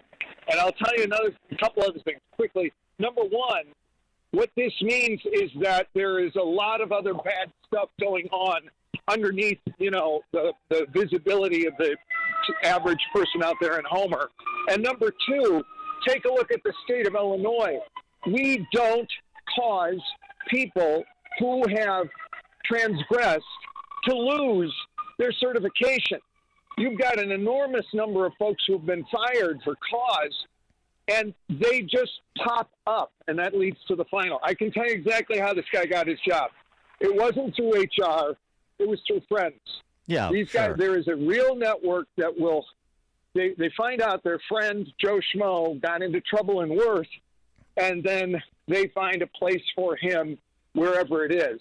And that's the fact that somebody inside of Worth schools, some teacher or administrator, said to this guy, "Oh, we'll take care of you." If that doesn't tell everybody in Worth it's time to organize and take back the school board, then I don't know what else to do. They need a revolution. Thank you for leading our counter revolution, guys. Thanks for the so call. much. Thanks for the call, Chris. Good points. Yeah, it's what Davis Guggenheim nicely documented in Waiting for Superman, his documentary about school choice. Oh yeah. I don't know, 15 years ago now. The Dance of the Lemons. The Dance of the Lemons. It didn't just happen in the Catholic Church, or it's not just happening in the Catholic Church. I think it's mostly past tense in the church. But K through 12 government school systems, again, I know that's the one place that's inviolate, completely protected from scrutiny, even for things that horrify us when we find out they're going on in other institutions. Our teacher for 7-year-old kids with this sort of public profile, all of his own volunteering, and nobody catches it until somebody catches it. Listen to Dan and Amy on your smartphone. Download the AM 560 mobile app today at 560theanswer.com/mobile.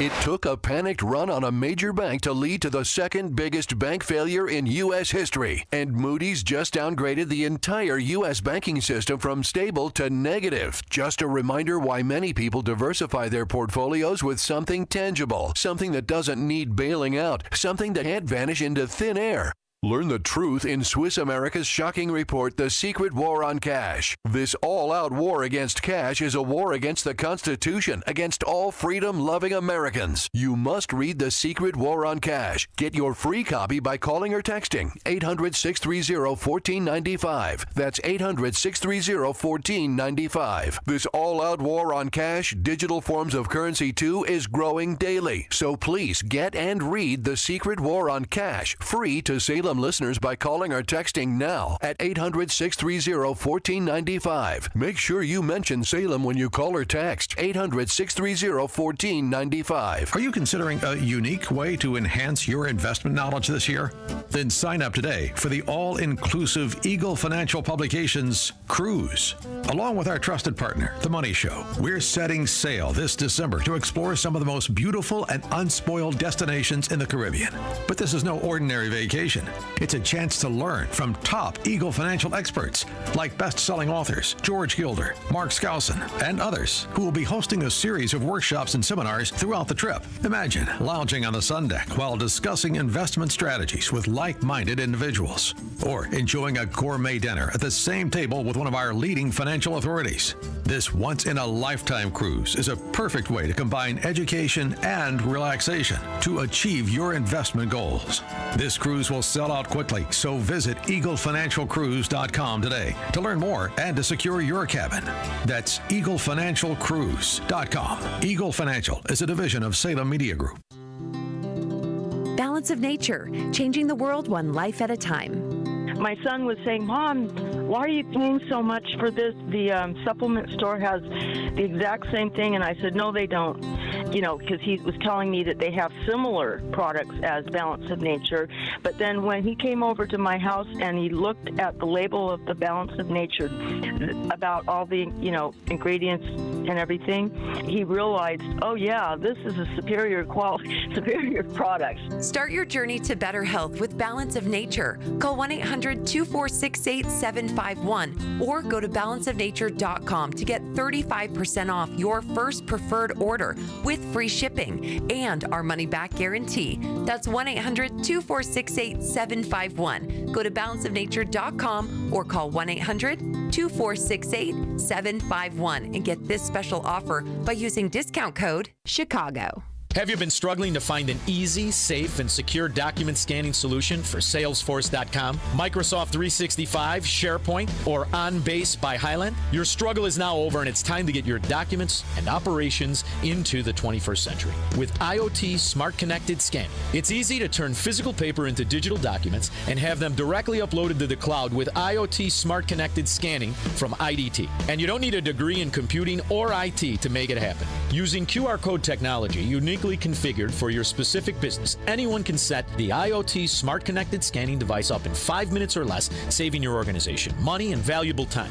Remote employees can even capture documents and send them safely and seamlessly. Organize documents efficiently and securely with IoT smart connected scanning from IDT. To see a demo or to order now, go to ready4idt.com. That's ready4idt.com. Use promo code SMART and receive 10% off your order. IDT, putting paper in its place.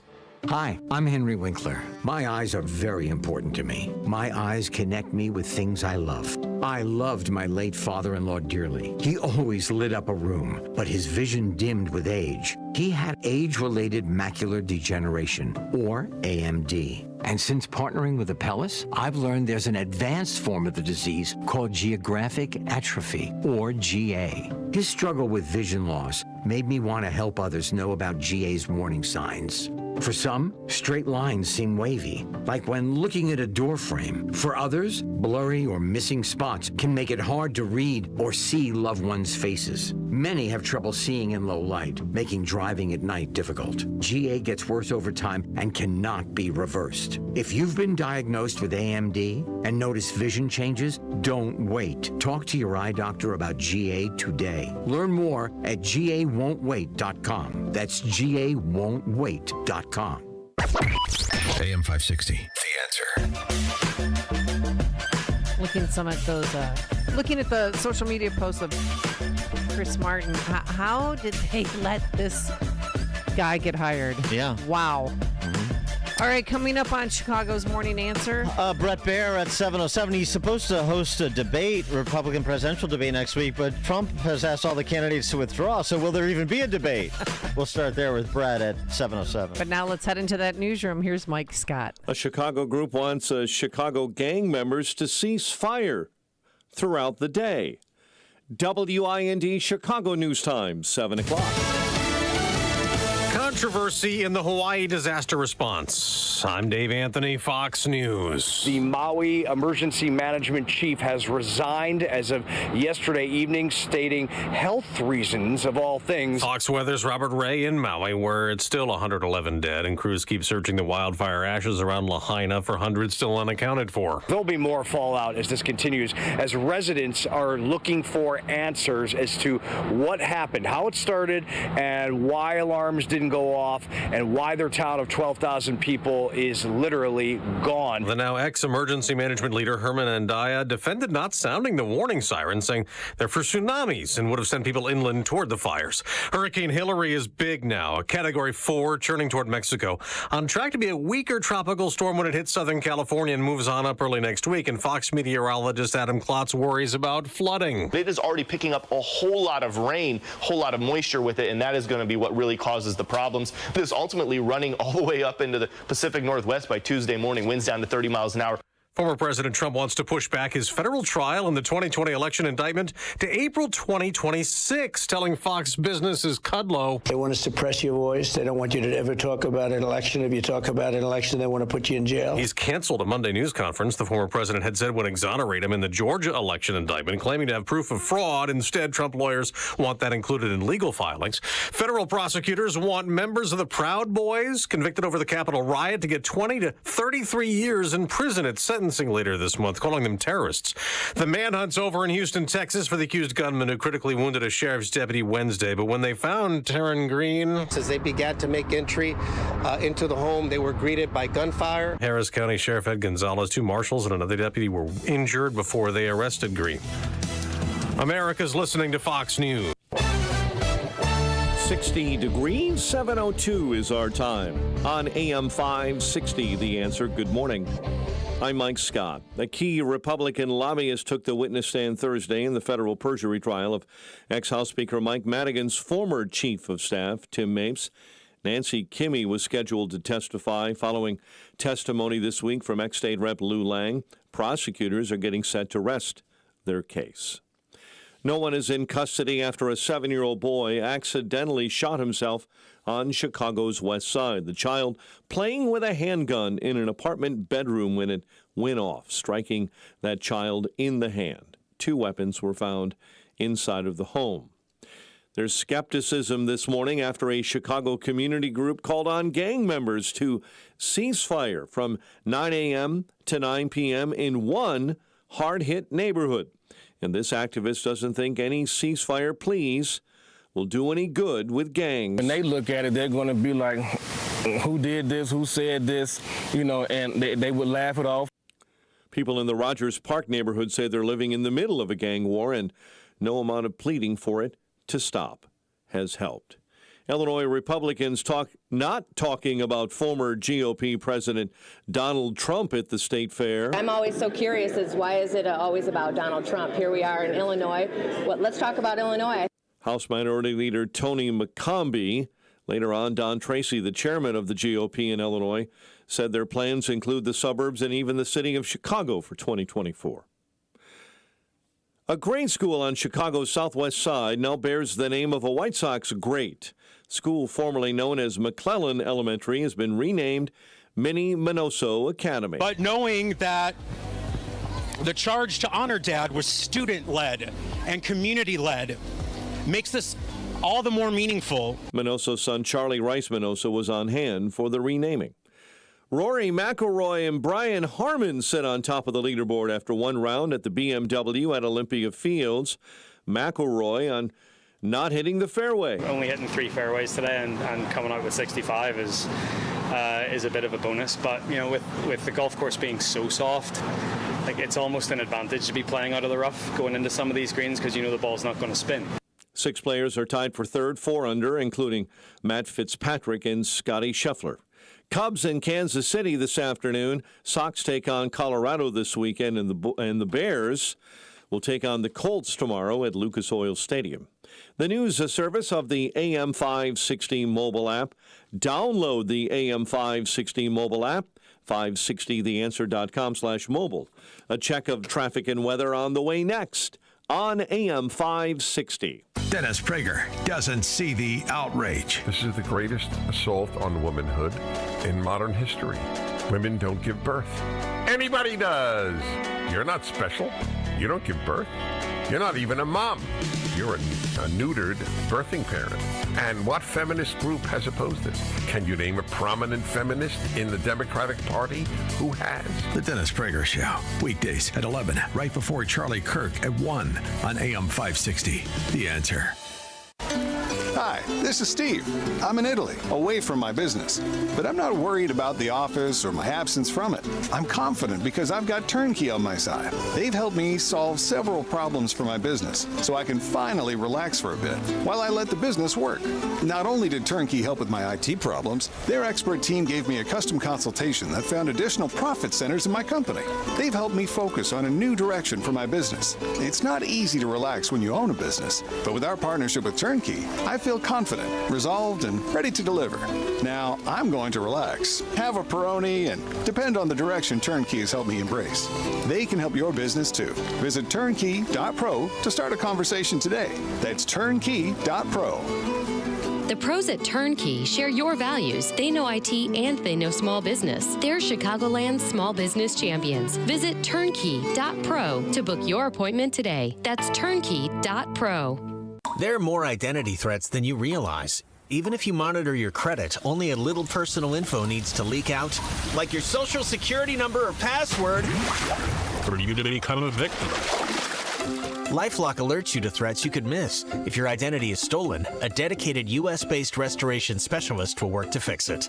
No one can prevent all identity theft or monitor all transactions, but everyone can save up to 25% off their first year with promo code NEWS. Go to lifelock.com. Hi, I'm Martha Stewart. Every year, more than 4 million pets enter shelters here in the United States. My friends at American Humane have been helping animals since 1877. The goal is to ensure that pets have a safe shelter, especially during natural disasters. Adopting a shelter pet allows shelters to help more animals awaiting care. Please consider adopting today and take some time to learn more about American Humane's other work at americanhumane.org. Balance of Nature's fruits and vegetables in a capsule, changing the world one life at a time. I've had a high energy level every day, and I've just been doing great. And I just feel like it's a definite advantage to take them. Let me just say one other thing. I mentioned to my doctor that I was taking Balance of Nature, and they said they were very positive about that. And they said that was really good. That's a good product. And so I've been very pleased. Start your journey to better health with Balance of Nature. Call 1-800-246-8751 or go to balanceofnature.com to get 35% off your first preferred order with free shipping and our money-back guarantee. That's 1-800-246-8751. Go to balanceofnature.com or call 1-800-246-8751 and get this special offer by using discount code CHICAGO. 7:08. Team Hochberg Traffic Center time is a service of Protect and Grow with Tim Stearns. Saturdays at noon, enjoy weekly discussions to a secure retirement. Checking your roads on this Friday morning, the inbound Kennedy at a pretty manageable 41 right now. O'Hare to the Burns Circle interchange. Disabled vehicle right shoulder inbound on the Ike at Sacramento, 42 into the old post office. Stevenson 33 from 355 into DuSable Lakeshore Drive. Bishop Ford inbound jam solid 111th into King Drive. The Reagan slow due to an earlier accident eastbound between Eola to right before Winfield. Hey, Beach Park residents, you've got big problems on Green Bay Road at Kenosha Road. Traffic signals are out, flashing red at that intersection. Chicago's Morning Answer with Dan and Amy continues next. AM 560 Weather Center forecast with Steve Williams. Sunshine and a bit hazy today from those Canadian wildfires, high 79, cleared tonight, low 61. Good weather for the Air and Water Show tomorrow, mostly sunny, and the high tomorrow at 85. I'm Steve Williams on AM 560, The Answer. Clear skies, 60 degrees at O'Hare. Next news, 7:30. Chicago's Morning Answer continues next on AM 560, The Answer.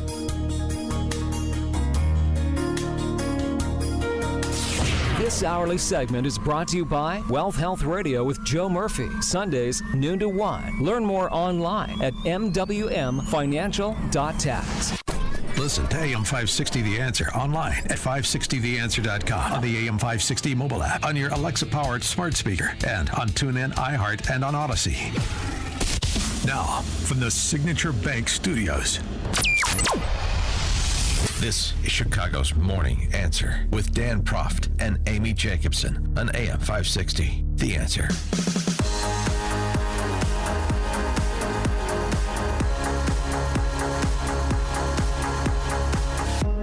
Top of the morning, Dan and Amy. I just had a flashback to my caddying days here in the studio because Amy here, for the first time in recent memory, is paying for Uber Eats. And Justin said, well, he told me what the total was. And $38, and you said, just tell him to keep the 40. Gives him 40. Just say, hey, you just keep that. You keep the $2. Wow. I mean, alligator arms over here. Yeah, Judge Schmales here. Yeah, there's a little something for you. No, maybe I should kick in another $5. Don't you maybe you should. Yeah, maybe you should. I mean, considering how much money my son made this summer at Domino's Pizza, delivering pizzas, holy cow. Is he paying all the bills in the household like Hunter does for the big guy? Yeah, he did. He said, Mom, I'm turning the air conditioning down and I'm going to pay the bill. So when I get the bill, he's going to pay for it. All right. Yeah, I mean, I know $2 more here. I know times are tough in radio, but they're not that tough. I mean, come on. All right. I have a son at Georgia Tech and one at University of Iowa. Yeah. Okay, there's bills that I understand. Are coming and the Uber Eats driver has to suffer as a result. I get it. I heard that line a lot as a caddy. You don't know the bills I have. All right, so there's supposed to be this debate next week. We're having a debate watching party in Schaumburg. Oh, are we? Am I invited now? You are invited. I was cut out of the promo, but no, you're invited. I'm in. You're invited. But I don't know if there's going to be a debate. It's supposed to be hosted on Fox. Bret Baier is going to be co-moderating. Big shindig. But then Donald Trump said, let's not even bother with this. Just everybody get out and rally around me, which, of course, every candidate would like to see happen. Great polls just out. leading by 40, 50, and even 60 points. Who expected that? I did. Iowa, New Hampshire, South Carolina, all very strong, but also leading Biden very big. The sanctimonious is crashing. Perhaps the party should come together. People should drop out of the race. We unify, and we beat Biden and the Democrats. They should be easy to beat because our country has never been in worse condition than it is right now. Thank you. Thank you. It's maybe the best approach to getting somebody out of the race is to not continue to lampoon their last name. I don't know. Anyway, Bret Baier is the host of Fox News Special Report, as you know, weekdays 5 p.m. A best-selling author of To Rescue the Republic, Ulysses S. Grant, The Fragile Union, and The Crisis of 1876. And we expect he will still be co-moderating a debate we expect will still happen. That's next Wednesday at 8 p.m. Chicago time. Bret, thanks for joining us. Appreciate it. Good morning. Amy, can I get a little something for the effort on this? I know. I just chipped in another $2, okay? Yeah. I dug deep. That's much better. Hey, we don't have TV money over here, Bret. Yeah. We're working with radio money. Yeah. The debate's happening. The debate's happening one way or another. And we still don't know whether the former president's going to be on the stage or not, but it's going forward. And listen, he'll be on the stage even if he's not on the stage, because he is the guy who's taking a lot of oxygen out of the race. He's obviously the focus, as you heard. I'm not sure I've seen the 60-point lead poll, but I have seen the others, and obviously he controls his destiny and the legal troubles are a factor of that as well. But listen, most of this debate is going to be roughly the same whether he's there or not, and that is substance of the things that Americans care about the most and trying to see how each one of these people deals with it and how they contrast each other on the stage and getting them to do that in this format. There's a big battle to see who's going to be the alternative to the former president, and I think that's what you're looking at if he doesn't show up. Does he have any deadline imposed by Fox to say yes or no? It's not by Fox. It's by the RNC. They put in 48 hours. So 48 hours. Monday is sometime Monday. That said, if he came in Tuesday and said he was going to show, I bet they would bend over backwards to make it happen. I've been through this before. In Iowa in 2015, the 2016 cycle, he boycotted the second debate, and we were ready. He didn't tell us until 3 hours before the debate. So we were going on stage with 2 stacks of paper and, getting ready to move a lectern in or out, depending on whether he showed. He did not. And a lot of people look back at that and say, could have affected the few points he lost to Ted Cruz in Iowa. What's the format? Is it going to be similar to what we've seen before? I mean, because obviously you're managing a lot of candidates again, and people want to see the interplay between candidates to distinguish who's where on what issues. So how do you format that out? Yeah, so it'll be a little bit looser than before. I mean, structurally, it's 60 seconds for an answer, 30 seconds for a rebuttal, but we're going to try to get those interactions as much as we can on issues to have candidates contrast each other. There'll be questions that all of them answer. There'll be questions that only a few answer, tailored to them. And ideally, it's not about us moderators. It's about the candidates and their answers. Now, do you think one of the reasons Trump's not showing up is because he'd have to sign the pledge that he'd have to support whoever the Republican nominee is for president? He said that, but it's a little weird because he's on the ballot now in South Carolina, and he had to sign a pledge there on the state ballot. They also have to sign one on Florida's state GOP to be on the ballot. So by November, he's going to have to sign that again, which is the exact same language as the RNC has on this debate, basically that if you're not the nominee, that you support the Republican nominee. So he's already signed one. He's going to have to sign another to get on the ballot. It's kind of histrionics for sure about the whole thing. More developments with Biden Incorporated. We've now been formally introduced to Robert L. Peters, who turns out to be the former Vice President, current President of the United States. How much of the Biden investigation, what is happening with House Republicans, and what has been provided publicly now with former Hunter Biden business partners like Devin Archer, how much is that going to be presented to candidates to give perspective? Yeah, it'll definitely be there, and we have these buckets of questions, and it definitely falls into a bucket about trust in institutions, etc. I don't know if we'll go deep into the weeds, but obviously on the shows we've been going into that and the pseudonym and what exactly Chairman Comer is doing in oversight to get a lot of that detail. But all of that will be a factor. I mean, the two biggest players will be President Biden, first of all, and the former president. Right. And what about on cultural issues? Because there actually is some real separation there. So some of the other issues, there doesn't seem to be as much. And, there's varying levels of intensity, but not really huge substantive differences. But on some of the cultural issues, based on what Chris Christie and Asa Hutchison has said, for example, there are some real differences. That's going to be an area of exploration, too, I presume, things like parental rights and the K through 12 context. Yeah, definitely. Education is its own bucket, and that falls in there. Abortion, there are differences on the stage, and it's a vulnerability for Republicans, as we've seen from those referendums around the country, politically. And listen, I mean, another difference that's really big in the Republican Party is Ukraine. Yeah. And what's going to happen with Ukraine, the funding, how it comes to an end. There's all kinds of different nuance to the answers, and some are not that nuanced. How many candidates made it to the debate? Currently 8 with the former president. If he doesn't show, it'll be 7 on the stage, which is very manageable. And we did that in Cleveland back 2016. We had 2 stages back then, if you remember. Oh, yeah. But 8 was the max on the one stage. There is a chance that the Miami Mayor Suarez makes it.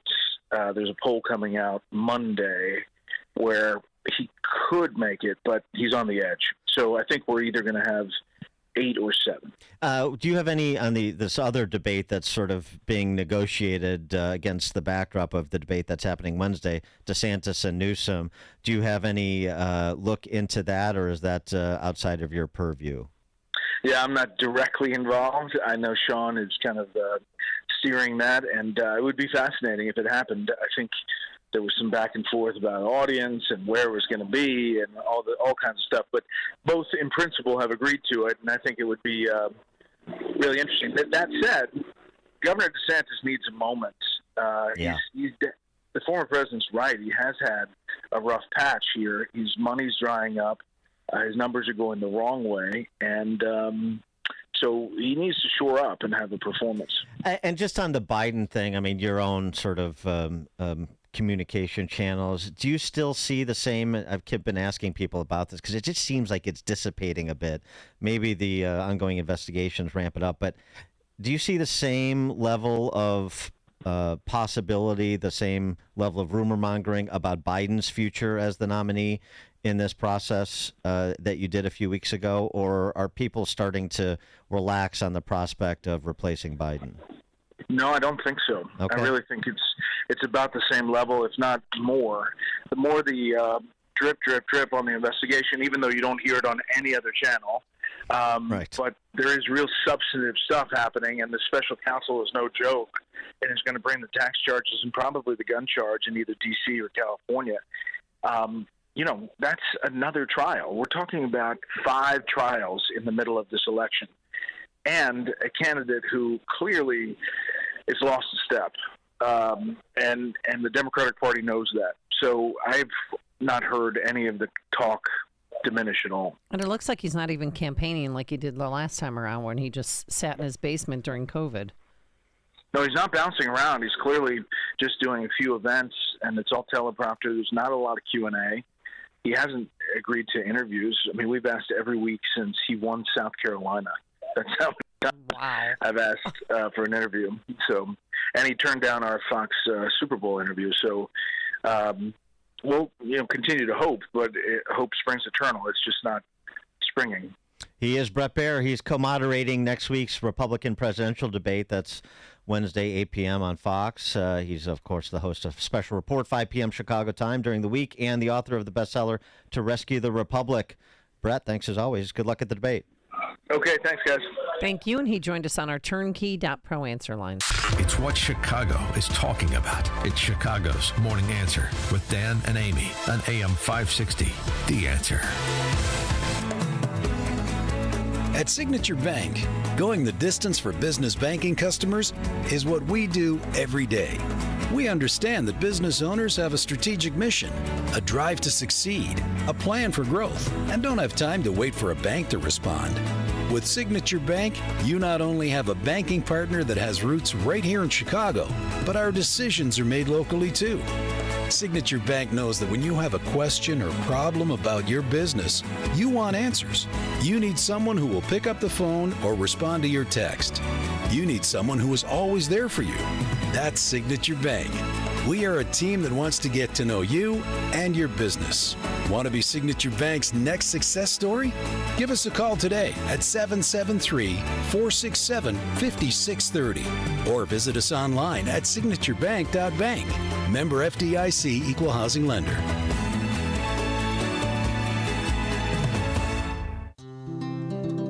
Balance of Nature, changing the world one life at a time.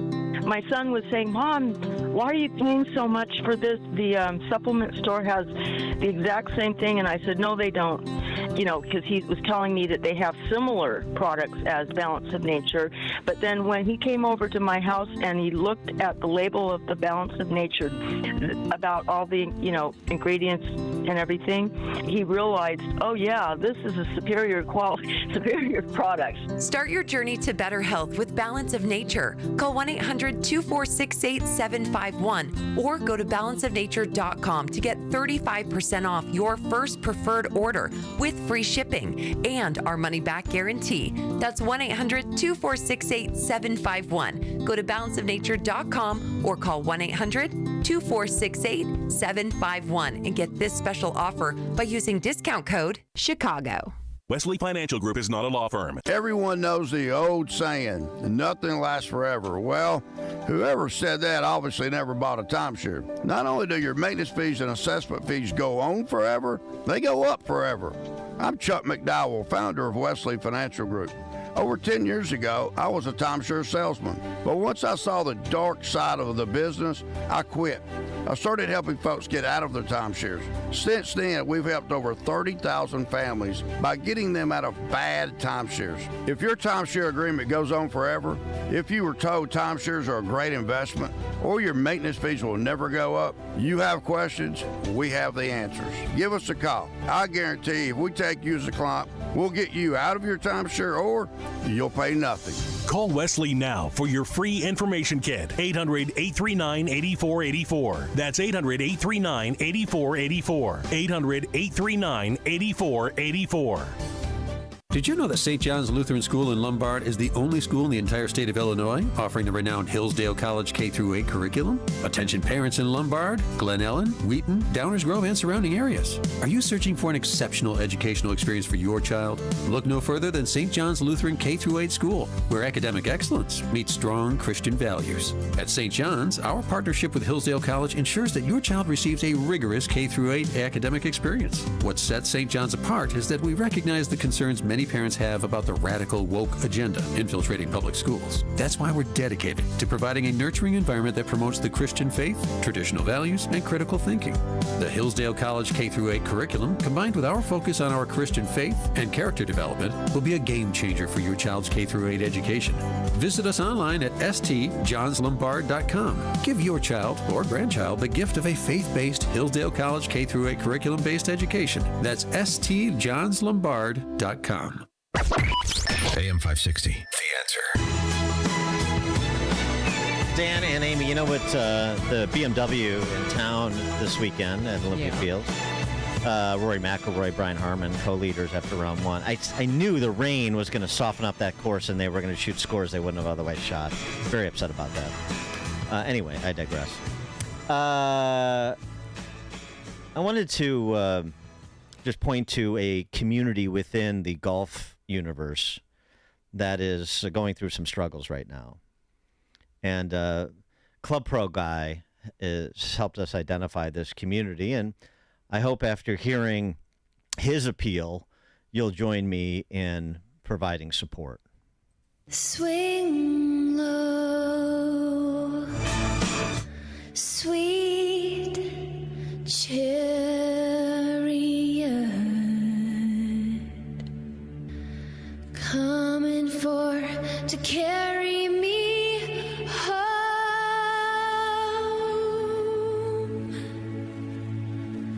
Swing low, sweet chariot.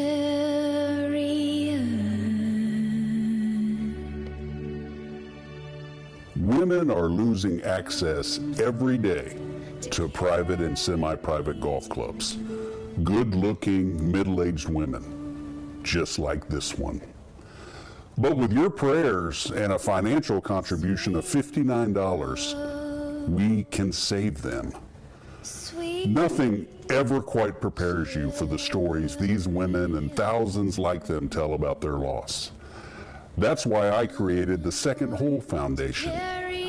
For the cost of a $59 cup of coffee, you can sponsor one of these women and help provide them with essential, life-saving needs, such as reduced club dues, discounted group lessons, and 2-for-1 cocktails in the men's grill. When my husband would call, I'd usually just let it go to voicemail. But for some reason that day, I picked it up. Told me it was over. 7 months of marriage and a country club membership gone. Like that. Losing custody of our kids, that was one thing. I can deal with that. Gosh. But losing the golf membership due to a divorce, that was unthinkable. As part of your contribution, you will receive this 5x8 photograph of the divorced woman you're sponsoring, along with periodic updates on her life as a single woman. When you get divorced and you lose As an additional thank you, you'll also receive the Second Hole Foundation t-shirt, hat, and donor bag tag that will serve as a constant reminder to all of your playing partners that you care. Thank you, Second Hole. Thank you, Second Hole. God bless the Second Hole. I don't even know where I'd be without the Second Hole. Will you make a difference in a divorced woman's life today? Click the link or go to isupportthesecondhole.com.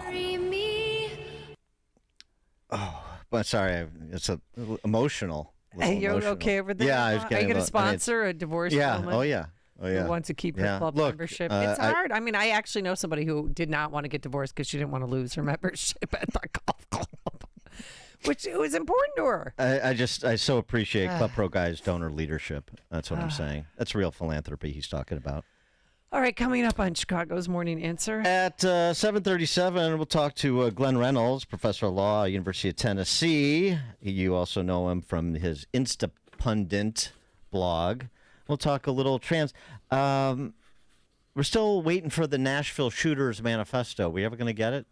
7:37. But now let's head into the newsroom. Here is Mike Scott. Sunshine and 60 degrees at 7:31. And we're watching Hurricane Hillary develop quickly into a Category 4 storm, churning in the Pacific Ocean just southwest of Mexico right now. Hillary's wind speeds clocked at 140 miles an hour. Storm expected to weaken before it hits Southern California and then the Southwest. People on the Hawaiian island of Maui bracing for what could be a devastating death toll. More than 1,000 are still reported missing. Family members of missing Lahaina's senior home residents like Clifford Abahai are frantically searching for loved ones. I'm going to Hawaii.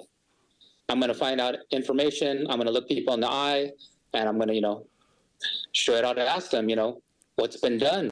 Meantime, a top Maui emergency management official who did not sound warning sirens as wildfires swept across the island has resigned.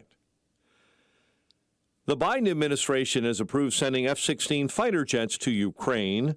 Our reporter Mark Mayfield is in Washington. A U.S. official confirmed on Thursday that the American-made planes will be sent from Denmark and the Netherlands as soon as pilot training is completed. Ukraine has been lobbying for F-16s to help fight against Russian air superiority. President Biden endorsed F-16 training programs for Ukrainian pilots back in May, with the training to be held in Denmark and Romania. It's unclear when the training program will begin. Ukrainian officials say they don't expect to use the F-16s until next year. I'm Mark Mayfield. The heir to the Anheuser-Busch Company offers to buy back his family's old company from its current parent company if they're looking to sell. Billy Bush, whose family sold Anheuser-Busch to InBev back in 2008, declared he would be first in line to buy the company back and make that brand great again. A chemical spill in the western suburbs prompted a major hazmat response Thursday evening. It happened around 5:30 in Warrenville at the Westland apartment complex. Fire officials confirm chlorine and muriatic acid were spilled on accident. The dangerous combination created chlorine gas, leading to a massive emergency response and an hours-long evacuation. A former DCFS worker and 14 others are now accused of participating in a huge fraud scheme to obtain more than $3 million in state funds intended for child care services. A federal indictment claims Chantel Pridgeon orchestrated that fraud scheme. Pridgeon directed millions of state funds to co-defendants, and the co-defendants reportedly paid bribes and kickbacks back to Pridgeon. Former Northwestern football coach Pat Fitzgerald will be coaching football this fall. Fitzgerald will be a volunteer assistant coach at Loyola Academy this season. Officials at the Wilmette School say Fitzgerald has completed training and background checks and signed a code of conduct agreement. Fitzgerald's son Ryan, a junior, will be the Ramblers' starting quarterback this season. Rory McIlroy and Brian Harman sit on top of the leaderboard after one round of the BMW at Olympia Fields. Cubs take on Kansas City this afternoon. It's the Sox and Rockies in Colorado later tonight. The news is a service of MyPillow. Big news. MyPillow employees want to thank you by giving you the lowest price in history on their MyPillows. Visit MyPillow.com and use the promo code LIBERTY. A check of traffic and weather on the way next on AM 560. Charlie Kirk wants the GOP to come together. What is the goal? Is the goal to spend a bunch of money, make yourself feel good, or is the goal to defeat the Marxists, Democrats in November 2024? The Democrats know that their path to holding on power, despite them being unpopular, illegitimate, and traitors to America, is that our own side can't get its act together. The Charlie Kirk Show. Afternoons at 1, right before Sebastian Gorka at 3 on AM 560. The Answer. Hi, folks. Sebastian Gorka here. Are you worried about investing in the stock market, especially with Joe Biden in office? Do you really trust this economy? What if you could invest in a secure, collateralized portfolio with a high fixed rate of return that's not correlated to the stock market or the Fed? A portfolio where you'll know what each monthly statement will look like with no surprises. Your interest is compounded daily. You're paid monthly, and there are no fees. You can turn your income on or off, compound it, whatever you choose. And get this, there is absolutely no loss of principal if you ever need your money back. Just go to Invest Y Refi. That's invest, the letter Y, then refi.com, or call 888-Y-REFI-24. You can earn a fixed rate of return of up to 10.25%. Just call 888-Y Refi 24 or go to investyrefi.com and tell them Dr. G sent you. Illinois legislators passed a bill that allows non-citizens to become sworn police officers. If the bill becomes law, it would mean that a non-citizen could arrest an American citizen on American soil. Imagine being pulled over for even just a speeding ticket, only to later find out that a non-citizen, someone who themselves may have entered the country illegally or whose parents entered entered the country illegally is now the officer giving you a ticket or worse, arresting you. It's absurd. And fortunately, the bill that passed, even if signed by the governor, appears to require a federal change in law before it can go into effect. Citizenship means something. Politicians diluting the meaning and also handing out our tax money and privileges is a real threat to our country. I'm Jeannie Ives. Changing public policy starts by being informed. Sign up for my newsletter at breakthrough-ideas.com. That's breakthrough-ideas.com. Angie makes it easier than ever to connect with skilled pros to get your home projects done well, from repair to remodel. Get started on the app or go to Angie.com. That's ANGI.com. 7:37. Let's get an update on the roads. Team Hochberg Traffic Center time. And the Kennedy is solid, jammed up Montrose to Chicago. It's an hour from O'Hare into the Burns Circle interchange. Meantime, on the Ike, 41 minutes from 390 into the old post office. You're tough through the avenues this morning. Dan Ryan inbound 1995th into the Burns Circle interchange. DuSable Lakeshore Drive, brake lights northbound Bryn Mawr to Hollywood. Long Grove, an accident. Route 53 and Long Grove Road. Glendale Heights, North Avenue and Glen Ellen Road, an accident. McHenry, an accident at McHenry Avenue near Randall Road. Chicago's Morning Answer with Dan and Amy continue next. AM 560 Weather Center forecast. Mostly sunny and 79 today, clear and 61 overnight. 60 degrees right now, 59 in Lansing. And your next news update is at 8. Chicago's Morning Answer continues next on AM 560 The Answer. This hourly segment is brought to you by Papa Nicholas Coffee. Papa Nicholas Coffee, a family tradition since 1897. Online at papanicholas.com. Listen to AM 560 The Answer online at 560theanswer.com, on the AM 560 mobile app, on your Alexa-powered smart speaker, and on TuneIn, iHeart, and on Odyssey.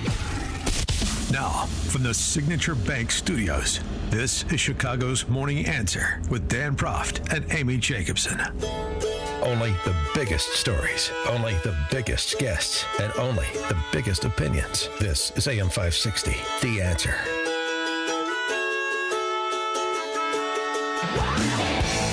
Top of the morning, Dan and Amy. We've brought you the story of Prisha Mosley before, and we're going to bring it to you again because the dividing line couldn't be more clear. In North Carolina, the Republican-controlled legislature voted to override Democrat Governor Roy Cooper's veto of 3 bills this week, including one that protects children from life-altering gender transition surgeries performed under the guise of affirmation. So it could be more clear. I know a lot of focus on sports, but with respect to minors, Republicans, generally speaking, are on the side of parents and protecting children. And Democrats like Roy Cooper are on the side of the identitarian mob. People like Rachel Levine, who was running around Alaska earlier this month talking about egg producers. That's his new name for women, egg producers. Seriously? Egg producer. That's what we're going to start calling women now. At CPS, we're not parents. We're birthing people. Obviously. By the way. Yeah. Got that memo. Some are egg producers and some are not, although, you know, we're talking about uterus transplants now. Maybe we'll be getting to ovary transplants before you know it. Anything so that trans can have the authentic experience. Men can have the authentic experience, I should say. You don't have to do the butt babies. You can actually have guys with beards walking around pregnant. Okay, well, back to North Carolina, because Prisha Mosley is from North Carolina. So here's a real-world illustration of what we're talking about and where the fault line is. This is what Prisha Mosley posted a while back about what happened to her as a teenage girl. She's now a young woman. I can't believe this happened. I ruined my life. When you break it down, I decided that I didn't want to be a woman before I had ever even experienced being a woman. I had no idea what being a woman was like because I was a child. And now I feel like I will never entirely know. I want to say that I really feel like some people in the trans community and the trans medicalists and the doctors really, really target the most vulnerable of us. I have borderline personality disorder, and I know for a fact that this is the reason for my transition. It's a very difficult mental illness, and one of the core features is not having any sense of self or identity, and my doctors knew this. I told them, even though they didn't ask, that I had been diagnosed with BPD, and it was all fine to them. I wasn't happy as a girl, so that meant I was a boy and I was trans, and so I just took the cure that was handed to me.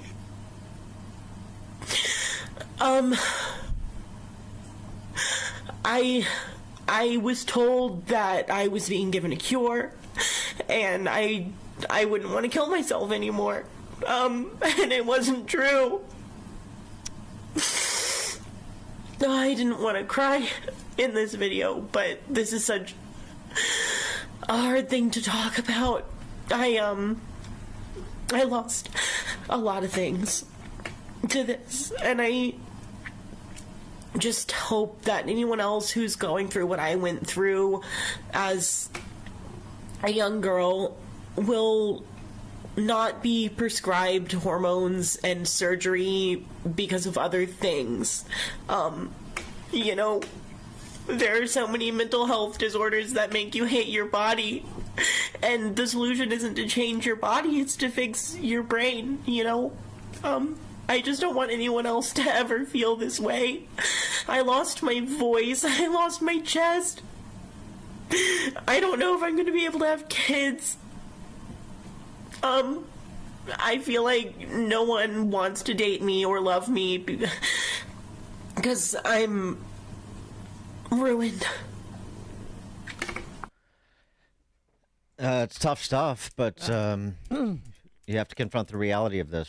And by the way, Prisha Mosley is now suing some of those doctors she mentioned that fast-tracked her to this ruination she describes. And currently, to date, there's about 300 women or children, minors, who've had the top surgery done.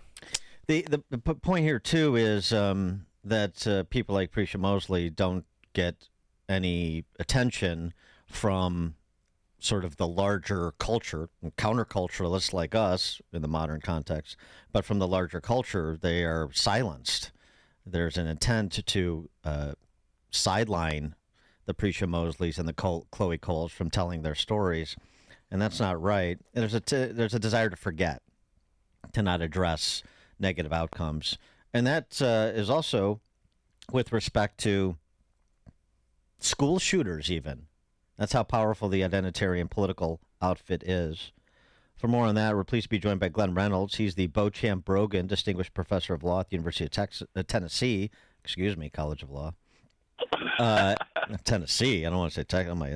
That's a crime there. Instapundit. Also, Glenn Reynolds is Instapundit. If you follow that blog, which you should, great resource. And author of The Social Media Upheaval, Professor Glenn Reynolds. Thanks so much for joining us. Appreciate it. Thank you for having me.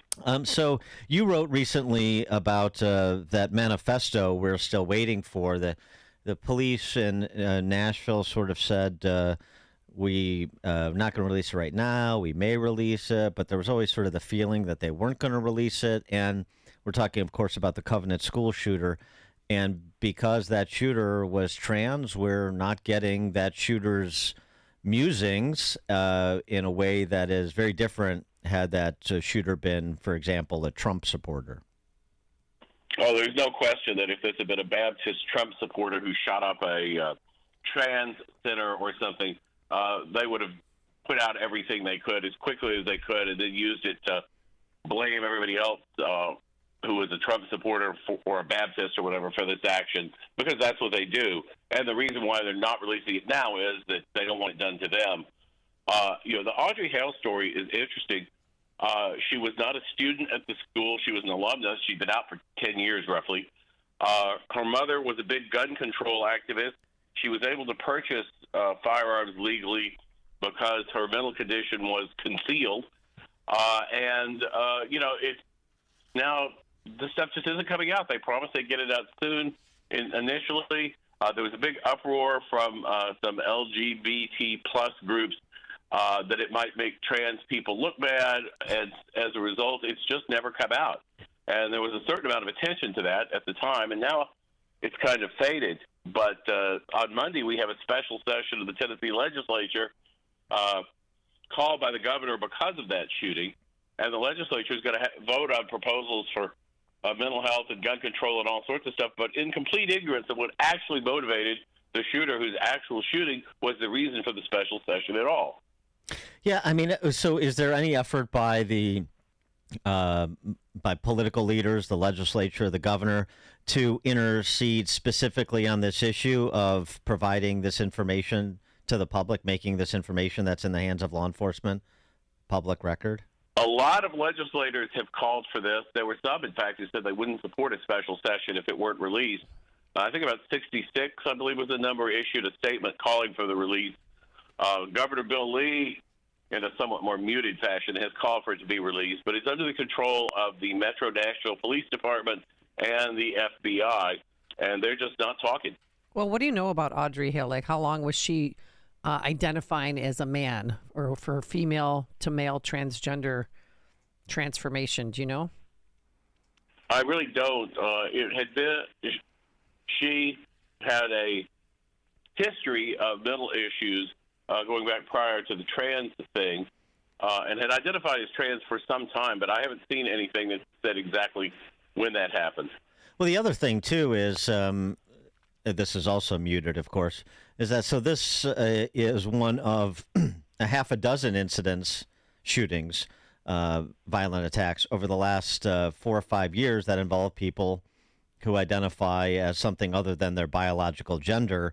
And, again, the argument that you have, actually you just heard from Pisha Mosley, when you hate your body, you don't change your body, you change your mind. The idea that we have people with mental conditions, and obviously not every trans person identifies as something other than biological sex, commits a crime. I get it, but it's not even part of the conversation where we otherwise would talk about particular ideologies radicalizing some who are subscribed to it. Yeah, I mean, it's important to kind of draw a distinction, too. I mean, trans people, plenty of them are fine. I know some myself. Trans activists are basically garbage people. I'm sorry. They're just horrible. They frequently speak violently. They want to silence anybody who disagrees with them. They are speaking from a place of fundamentally, I think, mental illness, and are acting out. And they're just not good people. And yet they are treated as if they are some sort of superior moral voice in the national conversation. Media people defer to them, take guidance on how to cover things from them, use their messaging because they're somehow seen as some sort of morally superior liberation movement. And they're just not. They're just not. Yeah. Well said. Tennessee specifically, the two legislators in particular that were expelled, who became cause celebs, calling for gun control after this Covenant school shooting, Justin Pearson and Justin Jones. So that was a nice cover they provided for these substantive issues we're discussing to, make themselves spectacles as they did.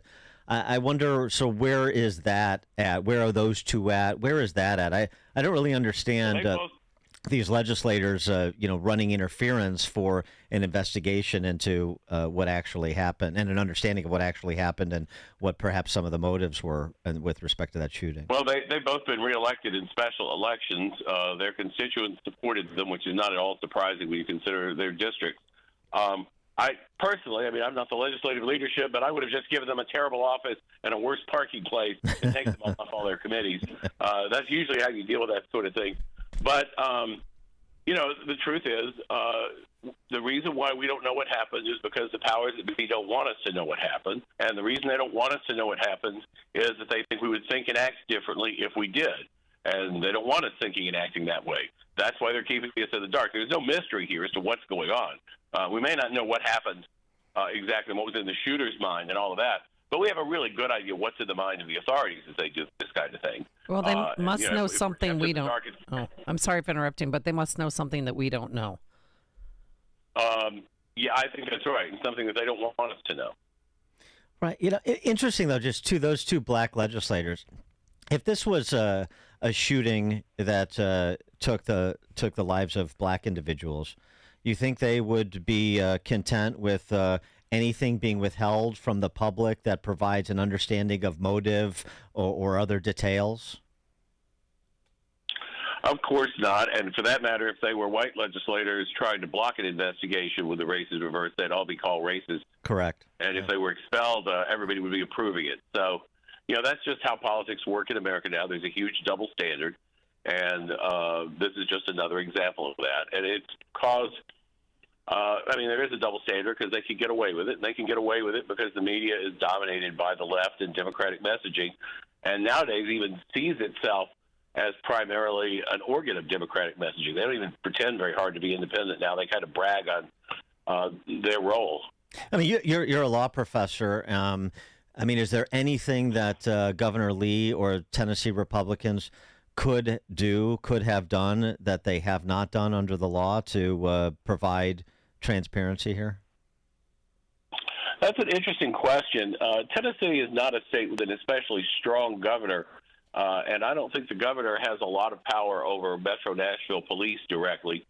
The legislature has some really big hammers it could bring if it wanted to. I mean, it could dissolve the metropolitan government in Nashville and create a new one, but that's not likely to happen over something like this. So it's interesting to me to see that. Also, I think there's a lot of people in the Republican side on the right who would just as soon let this sleeping dog lie because they're afraid if everybody knows what happened, people will want them to do something, and they'd rather not have to do that. Well, this is the point I was getting to. I mean, it's this classic situation where the left will exercise power it does not legitimately have, and the right won't exercise power it does legitimately have, and then we wonder why we have the cultural rot that we have. Well, that's exactly right. And, one of the things, the mystery factor in a lot of American politics and why people on the right tend to be so squishy is basically tribal loyalty. People on the right belong to this sort of educated gentry class for the most part, too. Everybody in government kind of does. And they care about the opinion of their peers more than they care about the opinion of their constituents to a large degree. Glenn Reynolds is the Beauchamp broke. Snub them at the country club. Yeah, well, I hear you. We know that all too well in Chicagoland. Glenn Reynolds is the Beauchamp Brogan Distinguished Professor of Law at the University of Tennessee College of Law. And, of course, he is Instapundit. Check that out every day, every hour. Also the author of The Social Media Upheaval. Glenn Reynolds, thanks so much for joining us again. Appreciate it. Thank you. And he joined us on our turnkey.pro answer line. Connect with Dan and Amy using the AM 560 mobile app. Download it today at 560theanswer.com/mobile.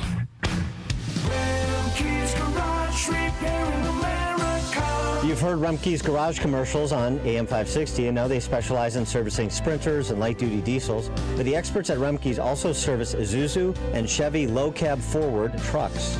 So if you own an Isuzu or Chevy low-cab forward truck but aren't sure where to get it repaired, take it to Remke's Garage, your #1 dealer alternative for repairs to your Isuzu NPR, Isuzu F-Series, or Chevy low-cab forward truck.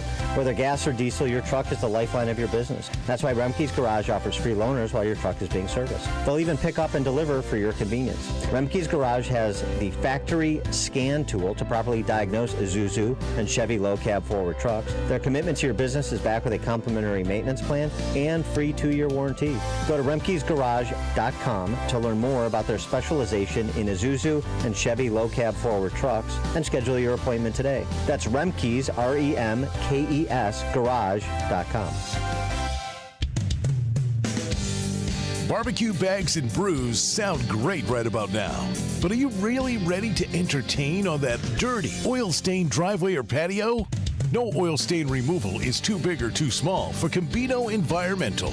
Whether you're a homeowner or a business owner, you can use Cabino Oil Stain Remover. It's a safe, effective, and powerful oil stain lifting formula. This is not the same stuff you buy at the big box store. This is a concentrated, all-natural stain lifter that goes deep into the concrete or brick for superior cleaning. Simply pour it on the soiled area, let it dry, and then brush away. Start your cleanup at CabinoEnvironmental.com. The Cabino Environmental Response Team will come to your rescue across Northern Illinois and the Milwaukee area. And you can purchase the Cabino Oil Stain Remover online and have it shipped anywhere in the U.S. and Canada. Can't wait? Cabino Oil Stain Remover is also now available at your local Rental Max. Hi, I'm Martha Stewart. Every year, more than 4 million pets enter shelters here in the United States. My friends at American Humane have been helping animals since 1877. The goal is to ensure that pets have a safe shelter, especially during natural disasters. Adopting a shelter pet allows shelters to help more animals awaiting care. Please consider adopting today and take some time to learn more about American Humane's other work at americanhumane.org. Do the proposed tax and estate planning changes have you concerned about your future? The time to prepare is right now. Take advantage of a no-obligation conversation with a member of the Wealth Management Group team. It's a complimentary conversation focused solely on you, your goals, and how changes can impact your family's future. Call 833-WMG-PLAN or visit investwithwmg.com. Securities and financial planning offered through LPL Financial, a registered investment advisor. Member FINRA SIPC. AM 560, The Answer. All right, coming up on Chicago's Morning Answer.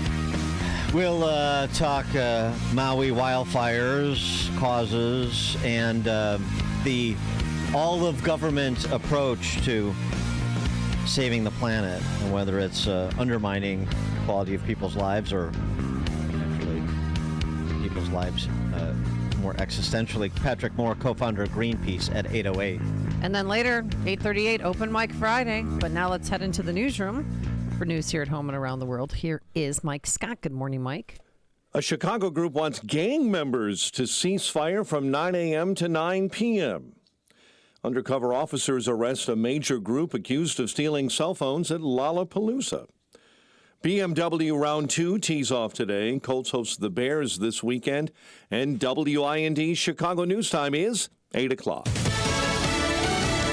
He doesn't want any of his trials before next year's elections. I'm Dave Anthony, Fox News. Former President Trump keeps calling his 4 indictments election interference, telling Fox Business is Kudlow. I think they're sick people. I think they are people that have no idea how the world works, and they have no idea the anger they cause. And Fox's Ryan Schmelz reports he wants one trial pushed way, way back. Attorneys for former President Trump suggesting a trial date of April of 2026. Special counsel Jack Smith is asking for the trial over Trump's alleged actions to overturn the 2020 election to begin on January 2nd. The former president's canceled a Monday news conference to release what he claims is election fraud that will exonerate him in the Georgia elections case. He says his lawyers prefer including that in legal filings. Meanwhile, there's concern for the grand jury members in the Georgia Trump indictment.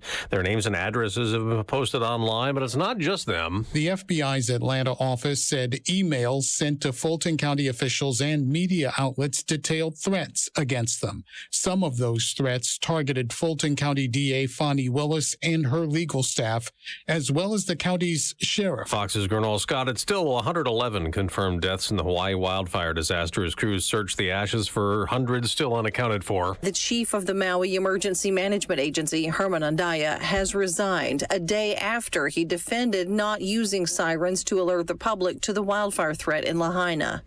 The decision not to sound the sirens, coupled with water shortages that hampered firefighters and an escape route clogged with vehicles that were overrun by flames, has brought intense criticism. Fox's Tanya J. Powers. Andaya says those sirens are meant for tsunami warnings and would have sent people inland toward the fires. Hurricane Hillary is now in Category 4 in the Pacific, but forecast to weaken to a tropical storm before hitting Southern California early next week, then moving north, potentially flooding desert and mountain areas. America's listening to Fox News.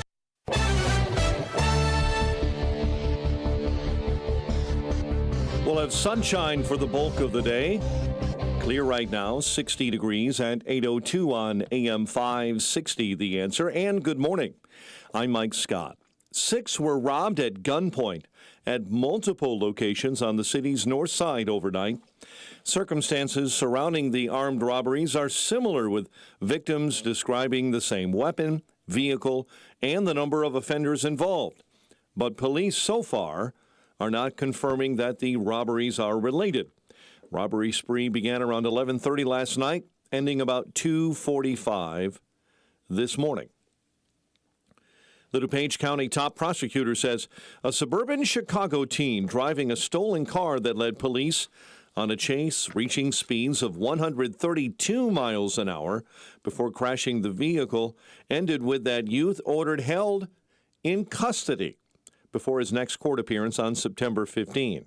State's Attorney Robert Berlin says the 17-year-old male from Maywood led the chase for 18 minutes before crashing that stolen vehicle.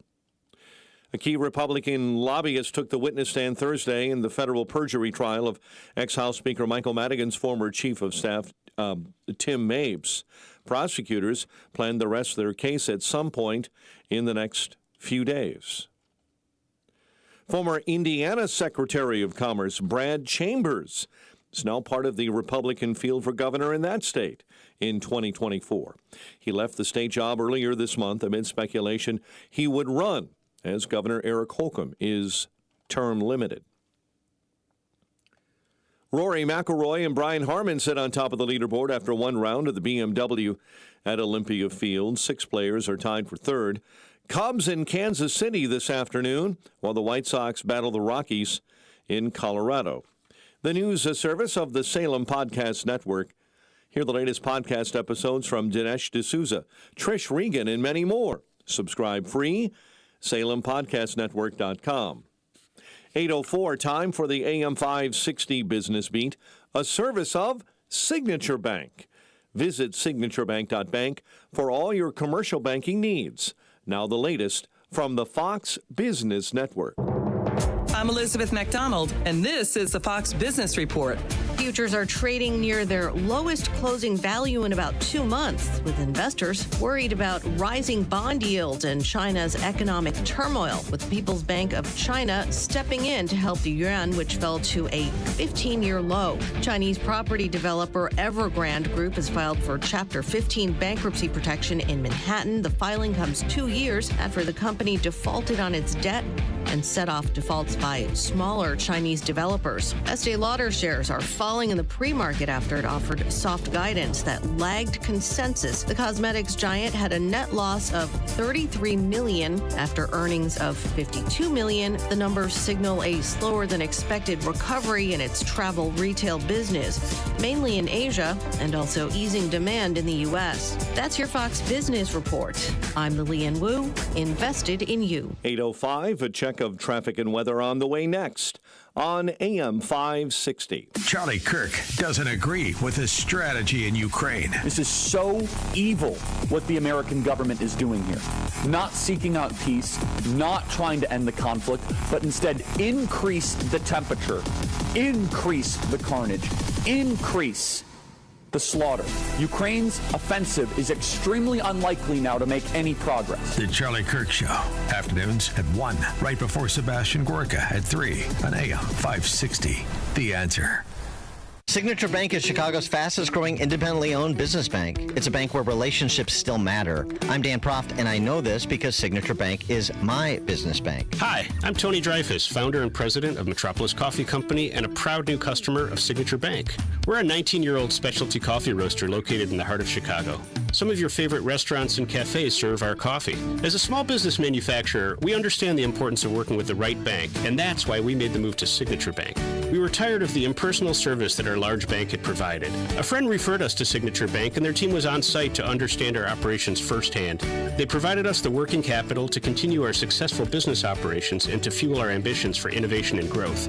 We now have the flexibility to grow at our own pace. That personal touch, you can't find that at a large bank, but we found it at Signature, and we can't thank them enough. Signature Bank helps local businesses succeed. Let Signature Bank turn your business vision into reality. Visit signaturebank.bank, member FDIC, equal housing lender. Hi, folks. Dennis Prager here. Are you worried about investing in the stock market, especially with Joe Biden in office? Do you trust the economy? What if you could invest in a secure, collateralized portfolio with a high fixed rate of return that's not correlated to the stock market or the Fed? A portfolio where you will know what each monthly statement will look like with no surprises. Your interest is compounded daily. You are paid monthly, and there are no fees. You can turn your income on or off, compound it, whatever you choose, and there is absolutely no loss of principal if you ever need your money back. Just go to investyrefy.com. That's invest, the letter Y, then REFY.com, or call 888-YREFY, that's YREFY 24. You can earn a fixed rate of return of up to 10.25%. Just call 888-YREFY 24, or go to investyrefy.com and tell them Dennis Prager sent you. There are more identity threats than you realize. Even if you monitor your credit, only a little personal info needs to leak out, like your social security number or password, for you to become a victim. LifeLock alerts you to threats you could miss. If your identity is stolen, a dedicated U.S.-based restoration specialist will work to fix it.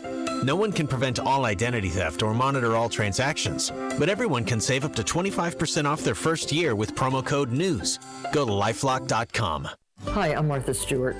Every year, more than 4 million pets enter shelters here in the United States. My friends at American Humane have been helping animals since 1877. The goal is to ensure that pets have a safe shelter, especially during natural disasters. Adopting a shelter pet allows shelters to help more animals awaiting care. Please consider adopting today and take some time to learn more about American Humane's other work at americanhumane.org.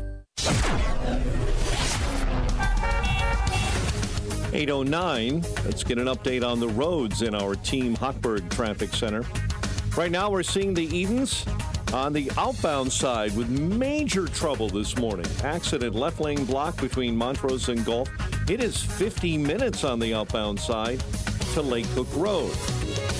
Kennedy inbound, lighter than normal, 47 in from O'Hare to the Burns Circle interchange. Still big delays, Montrose to Chicago. Ike inbound, 46, 390 to the old post office. Stevenson is okay, about 35 in from the Tri-State to DuSable Lakeshore Drive. In the Dan Ryan, 25 minutes, 95th into the Burns Circle. Chicago's Morning Answer with Dan and Amy continues next. AM 560 Weather Center forecast with Steve Williams. Sunshine and a bit hazy today from those Canadian wildfires. High 79, cleared tonight, low 61. Good weather for the Air and Water Show tomorrow, mostly sunny, and the high tomorrow at 85. I'm Steve Williams on AM 560, The Answer. 64 at O'Hare, 64 Midway. Next news 8:30.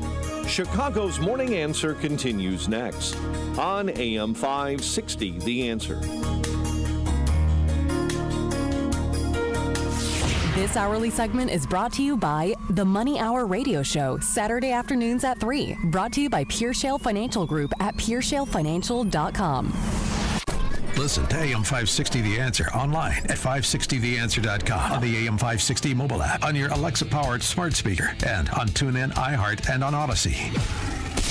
Now, from the Signature Bank Studios,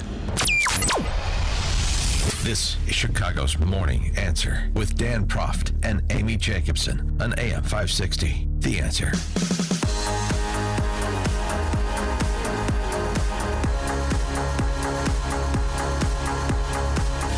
Top of the morning, Dan and Amy. Greta Thunberg is multiplying like a gremlin. In Montana, a public interest organization filed suit on behalf of more than a dozen kids, asking a state district court judge to strike down a law that would preclude the state of Montana from considering greenhouse gas emissions as part of project approvals.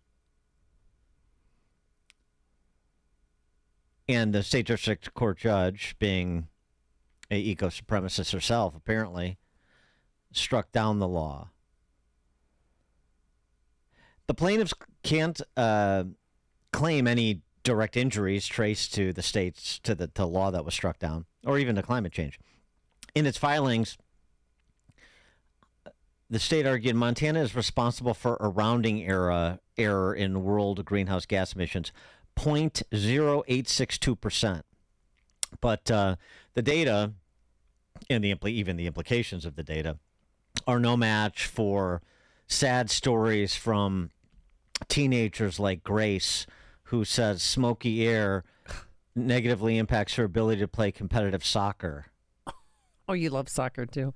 And Georgie said her ability to compete and participate in Nordic skiing has been directly impacted by climate disruption.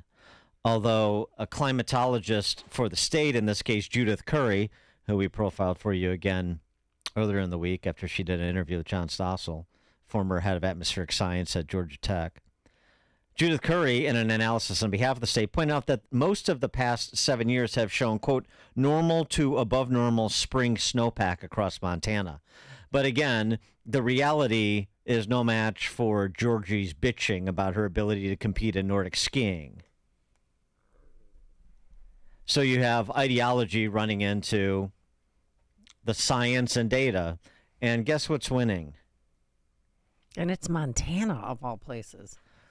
You see, of course, the same thing playing out in Maui as government officials who fell down on the job, both in advance of the fire and during the crisis, are, starting with the governor there, Josh Green, are using climate change as the responsible party for what occurred.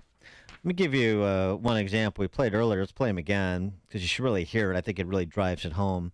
This M. Manuel, who is the deputy administrator for the Water and Natural Land Agency on the island of Maui. He gave this, this is not real time, but it gives you perspective of maybe why he was a little bit lethargic in providing the water to West Maui that it needed to combat the fires back more than a week ago before they had sort of ravaged the island. Listen to this Maui water official, Manuel.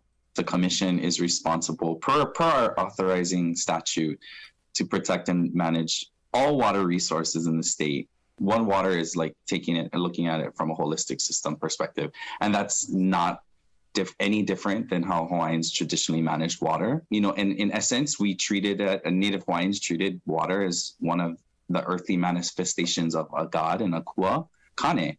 And so that reverence for a resource and that reciprocity in relationship was something that was really, really important to our worldview and well-being, right? And living in an island isolated from other, civilizations.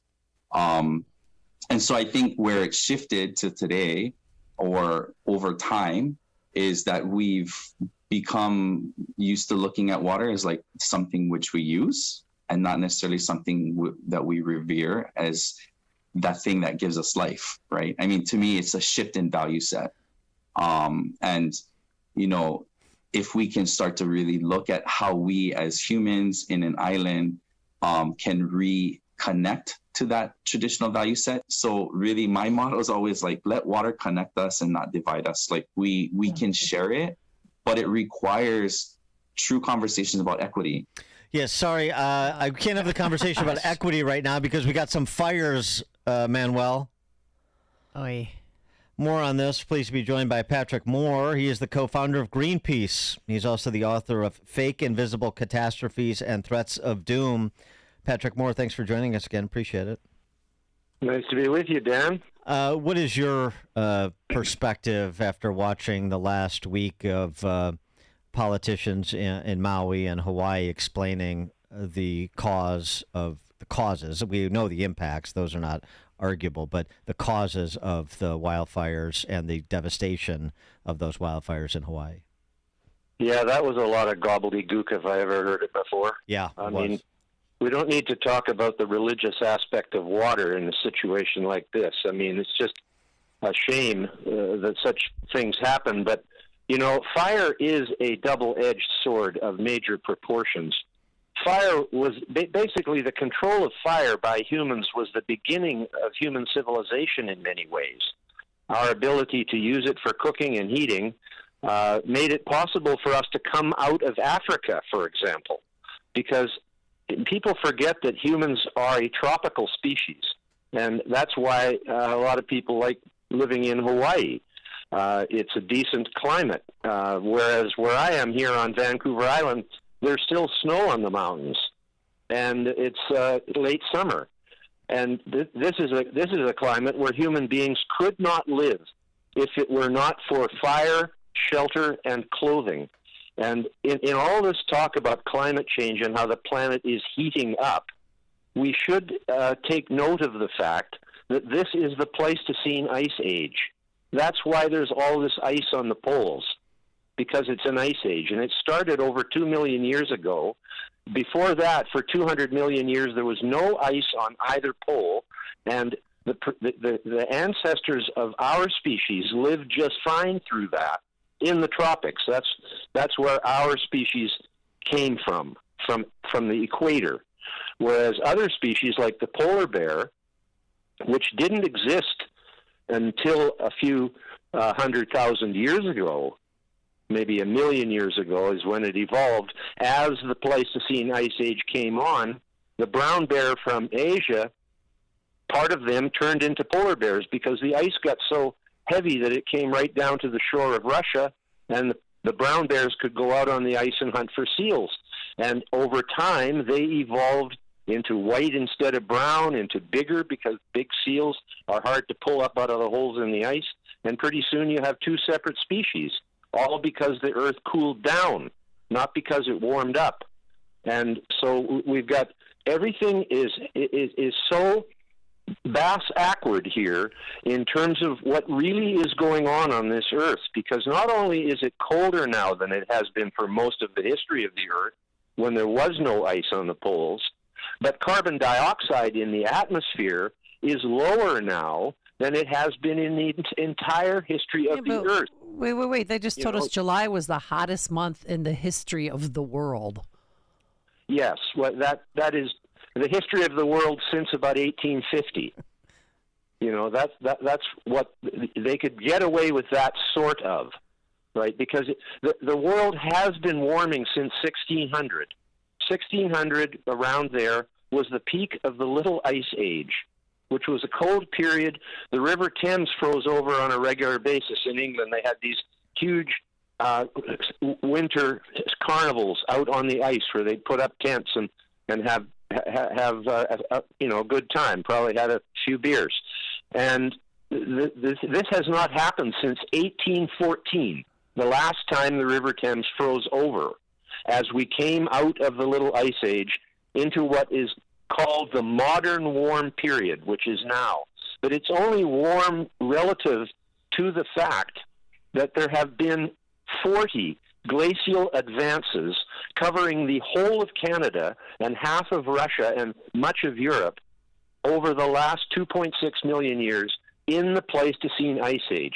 Anybody can read this. It's in Wikipedia. It's all over the internet. If you want to find out the history of the world's climate, you will find that you have to go all the way back to the medieval warm period, which peaked around 1,000 years ago when the Vikings colonized Greenland, and there were thousands of people there farming at that time because it was warmer then than it even is now. And then you go back to the Roman warm period, 2,000 years ago, when the tree line in the Alps was nearly 1,000 feet higher than it is today, indicating that it was warmer then than it is today. So to say that this July was the warmest in the history of the Earth is so ridiculous that but people listen to it, and you've got the media now trained to hyperbolate every single thing that happens with our climate, when in fact this is a pretty nice time climate-wise with regard to the Ice Age. At least the glacier isn't down in Montana like it was back then. And this goes back. It takes millions of years for the Earth's climate to change this kind of radical way. And it's not changing radically now. It's changed by about 1 degree Celsius or 1.6 degrees Fahrenheit in the last 200 years. I guess there's two questions to that. I mean, that statistic and the Earth's been warming since 1600, as you say, as the temperature's been warming. So, number one, what are the implications of that warming? And number two, what, if anything, should we do about it? Or can we do about it? The implications of that warming are that forests spread over a larger area because it's too cold for forests in the Antarctic and the Arctic now, whereas there were forests there before. All of Canada's Arctic islands were once forested with giant camels roaming in them, and many other wildlife as well, that have been lost because of the cold and ice coming during this Pleistocene ice age. Like, it's nearly 3 million years since the Earth plunged into this ice age. So it's no wonder people can't remember when it started, but that is when it started. And that this was a new ice age, that there hadn't been an ice age for 250 million years before this one. The previous ice age is called the Karoo, K-A-R-O-O. It lasted 100 million years. It's easy to look it up. Look up the Karoo ice age in the internet, and you'll find all kinds of interesting information about the fact that this ice age, it occurred during the Carboniferous period when trees evolved. Before that, there were no trees. It's hard to imagine a world without trees, but that's when they evolved.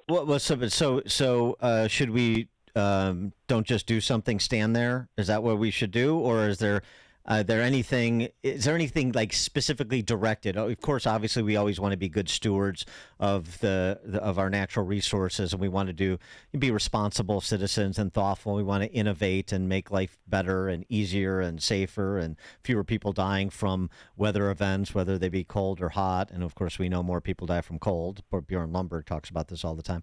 But is there any policy demand on us right now that we should be considering that is not being considered? Well, nothing like what they're trying to push on us right now, because 10 times as many people die from cold as from heat. So we should be focused on making sure that people don't die from cold, because that's the biggest problem. The other fact is that way fewer people are dying from climate-related events, from weather-related events today than they did even 30 years ago, or especially 100 years ago.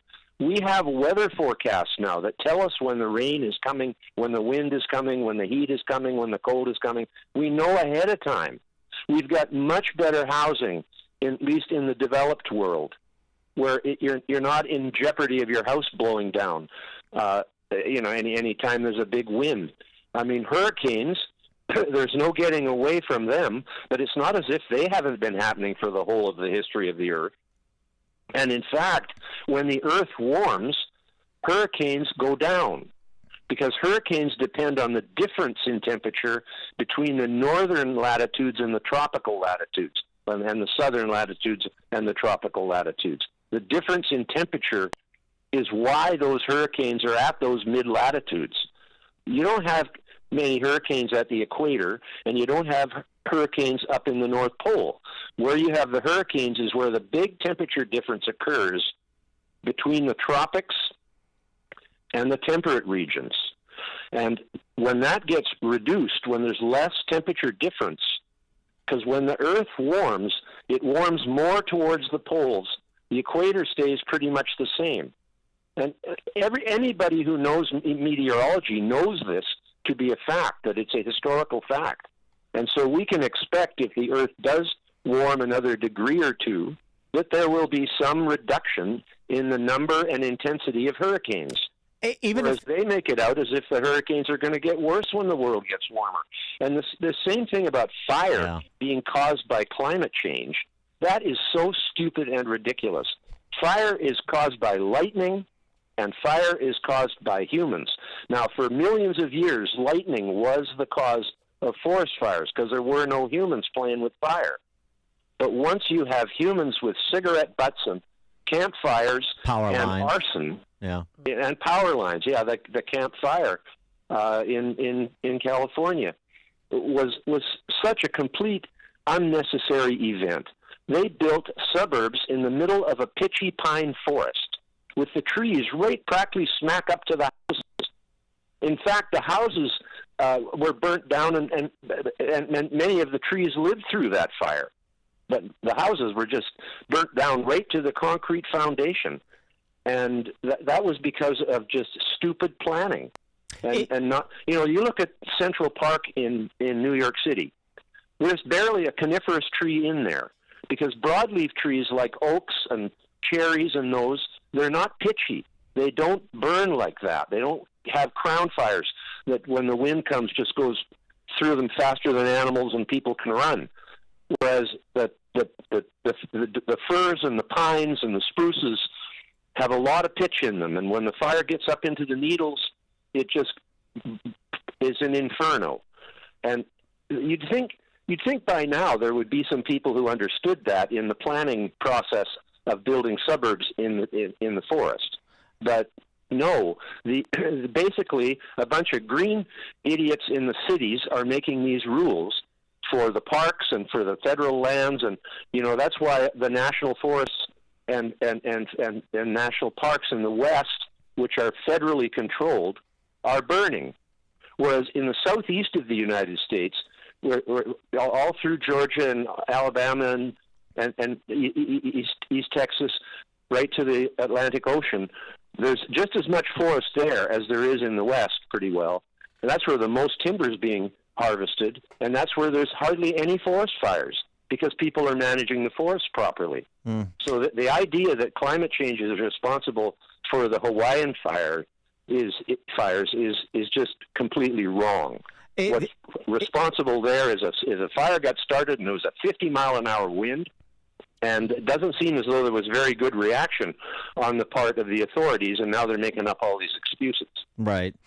If you wanted to reduce, a degree or two increase in temperature over the next century, if you wanted to prevent that, I'm not saying it's important to prevent it, could you? I mean, what impact does all the Biden regulations on dishwashers and washing machines and water heaters and generators, what impact does that have? Any?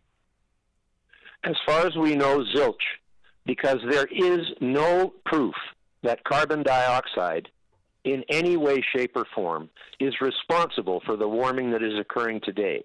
If you look back into the history of the world, you will see that carbon dioxide and temperature are out of sync more often than they are in sync.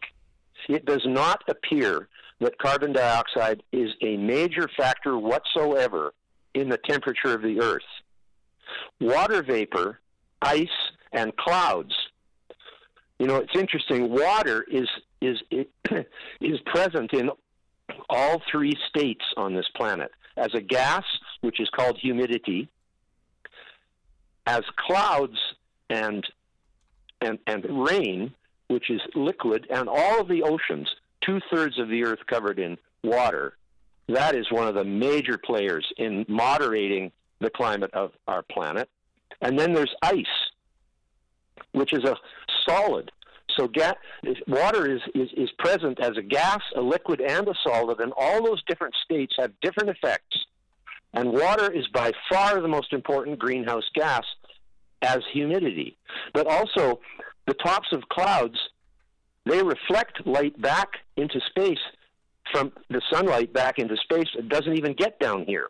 And half the Earth is covered in clouds on the average day. So clouds are a major factor in controlling the temperature of the Earth. But when the clouds come over a piece of land, they become a blanket, stopping the heat from escaping from the Earth. The ice reflects a lot of light back into space, whereas dark soil absorbs more heat. So the whole balance of the temperature on planet Earth is very much more connected with water than it is with carbon dioxide in any way. Really? And they go on about methane and natural gas, and You know, it is totally distorted and warped and has nothing to do with real science. Patrick Moore, always in education. He is the co-founder of Greenpeace. He's also the author of Fake Invisible Catastrophes and Threats of Doom. Patrick Moore, thanks as always. Appreciate it. Thank you very much, Dan. On Amazon.com. Okay, thank you. And he joined us on our turnkey.pro answer line.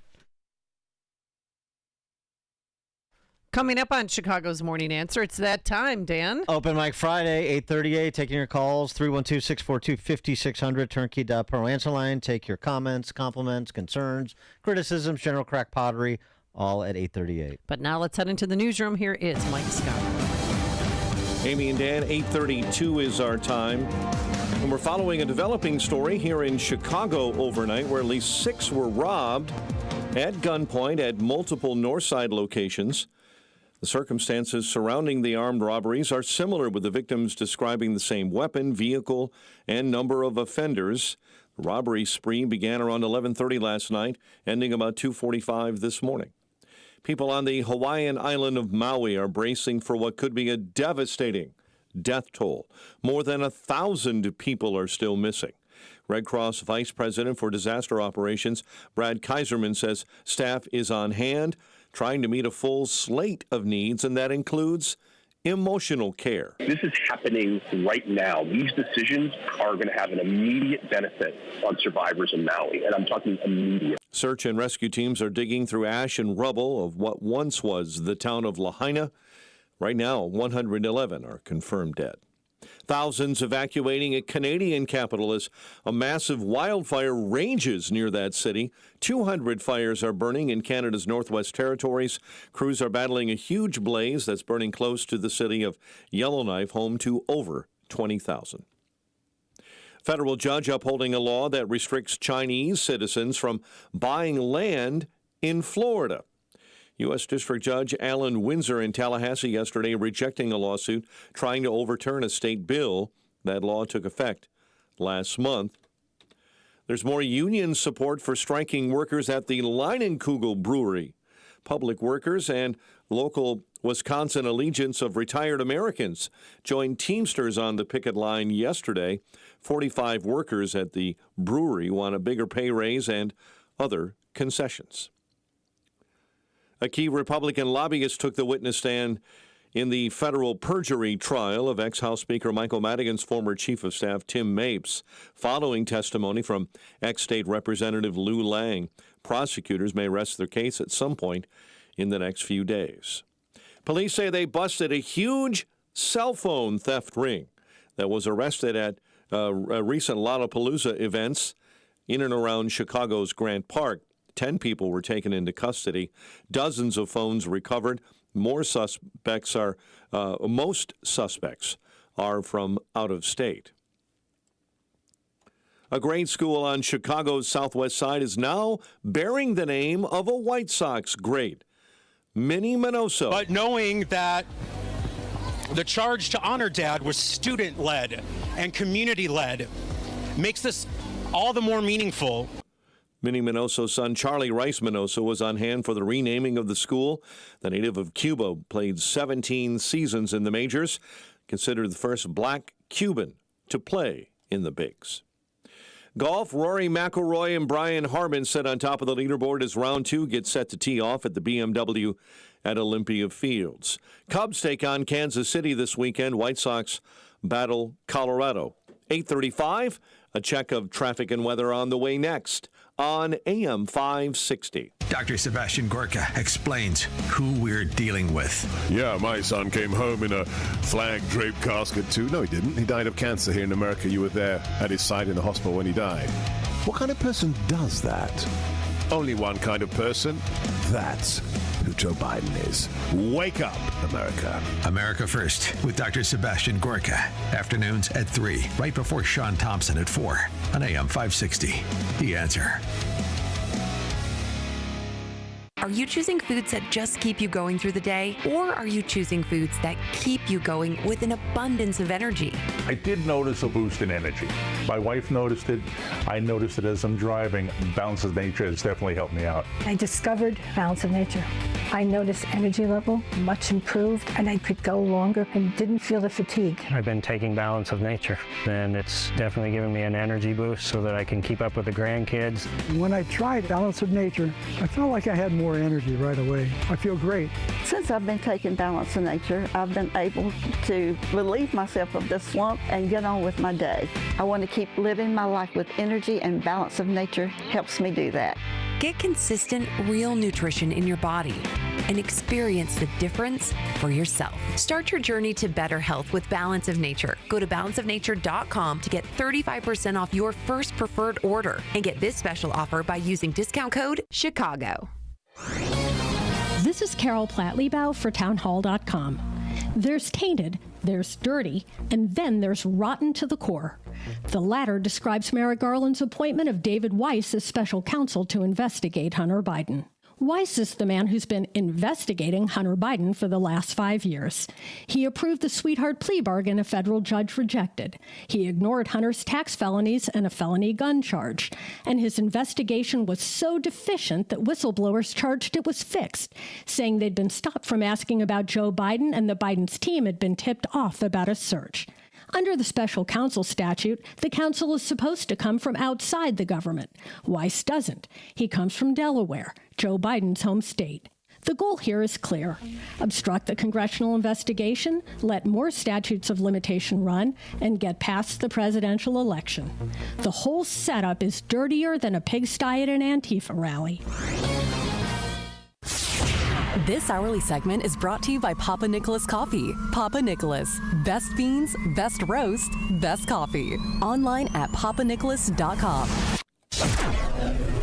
It's 8:38. Let's get an update on the roads. Team Hochberg Traffic Center Time, a service of Blindster.com. Shopping for new blinds? Well, at Blindster, they offer over 60, make it 50 different blinds, shades, and shutters. Low prices, custom made for your windows. Order 10 free samples of any product before you buy. Blindster.com. On the Edens Expressway, we're seeing delays on the outbound side between Foster and Gulf due to a much earlier accident, but travel times are starting to come down. Now 27 outbound to Lake Cook Road. Kennedy Express lanes, 2 left lanes blocked. Major pothole action on the express inbound right before California. The Ike inbound, 54 minutes, 390 into the old post office. Outbound, an accident blocking a left-hand lane right at Wolf Road. Traffic also a service of Fox Valley Coins, buying all gold and silver bars, coins and silver dollars. Visit foxvalleycoins.com. Chicago's Morning Answer continues next. AM 560 Weather Center forecast, sunny and 79. 64 right now. Next news at 9. Chicago's Morning Answer continues next on AM 560 The Answer. Listen to AM 560 The Answer online at 560theanswer.com, on the AM 560 mobile app, on your Alexa-powered smart speaker, and on TuneIn, iHeart, and on Odyssey. Now, from the Signature Bank Studios, this is Chicago's Morning Answer with Dan Proft and Amy Jacobson. Open mic! Open mic Friday! Call it now! Open mic Friday! Top of the morning, Dan and Amy. Open Mic Friday, 312-642-5600. Turnkey.pro. Answer line taking your calls with comments, compliments, concerns, criticisms, general crack pottery. We'll take it all. I'll start. Okay. I just wanted to reference this. Mike Scott's reported on it as well. A group called Native Sons, it's a youth organization in Rogers Park, is calling on gang members to cease fire from 9 a.m. to 9 p.m. So the purge in Rogers Park starts at 9:01 p.m. Please abide by this. Yeah, please adjust your watches accordingly, synchronize your watches. So you're right. So we let people get home from work, have dinner, deploy the bulletproof blinds, retire to their panic rooms, and then you may do what you do.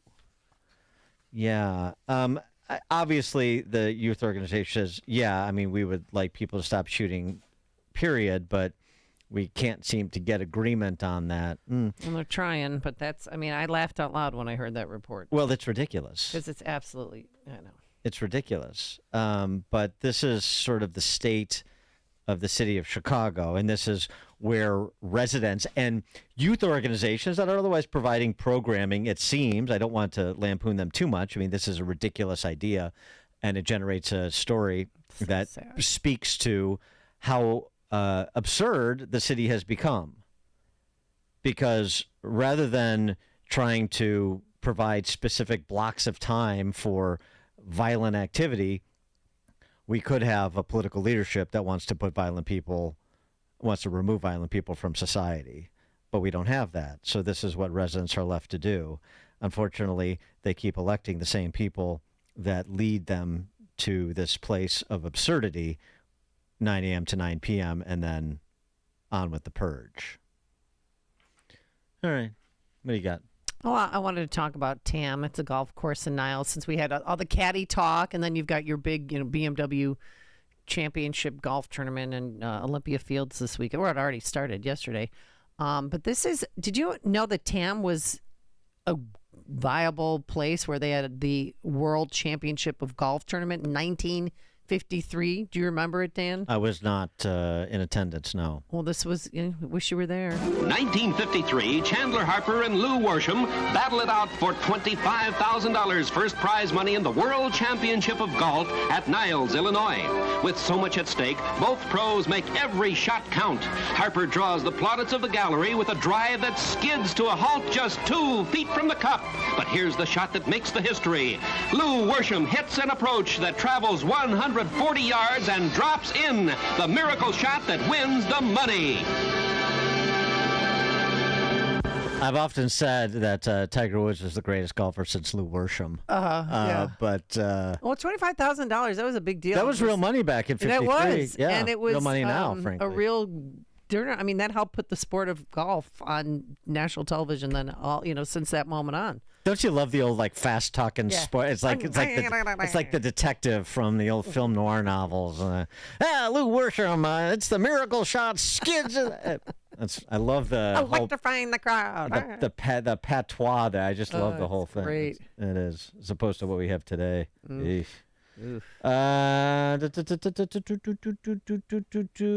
New Lennox, you're on Chicago's Morning Answer.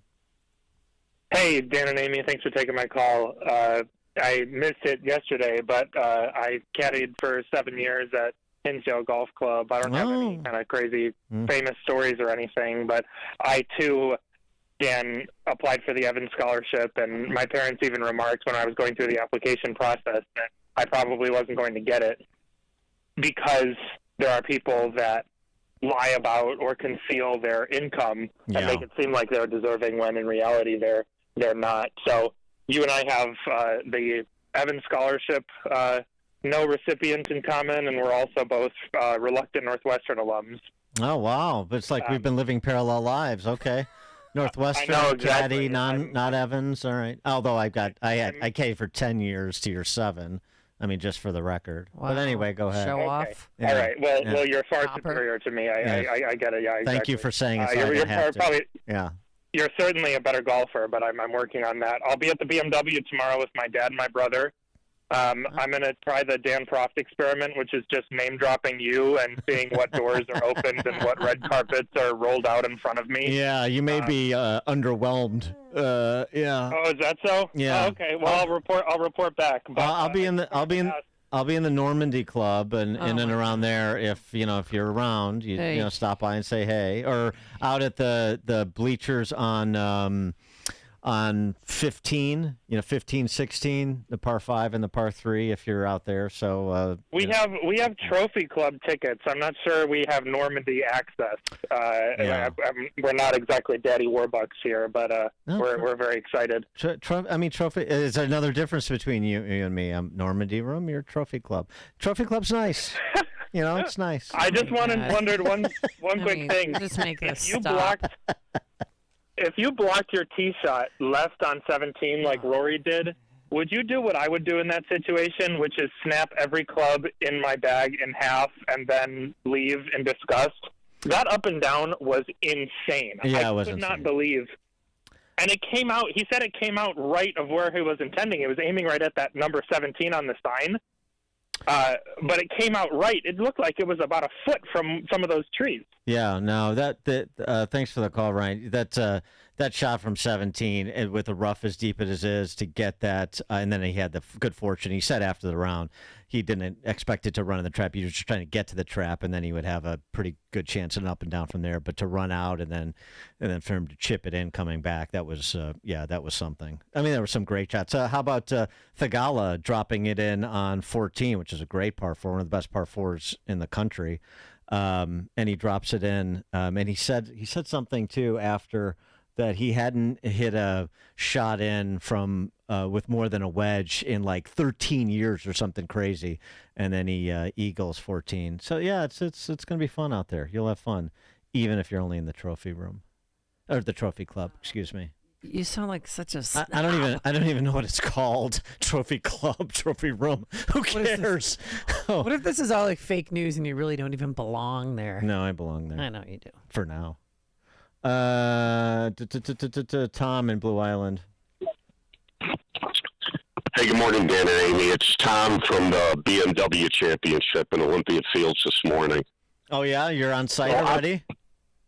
Yeah, and I'm worse off than that fellow that just called because I'm looking right at the Normandy Club, and while you're drinking in there, I'll be working in a merchandise tent behind it, Dan. Well, good.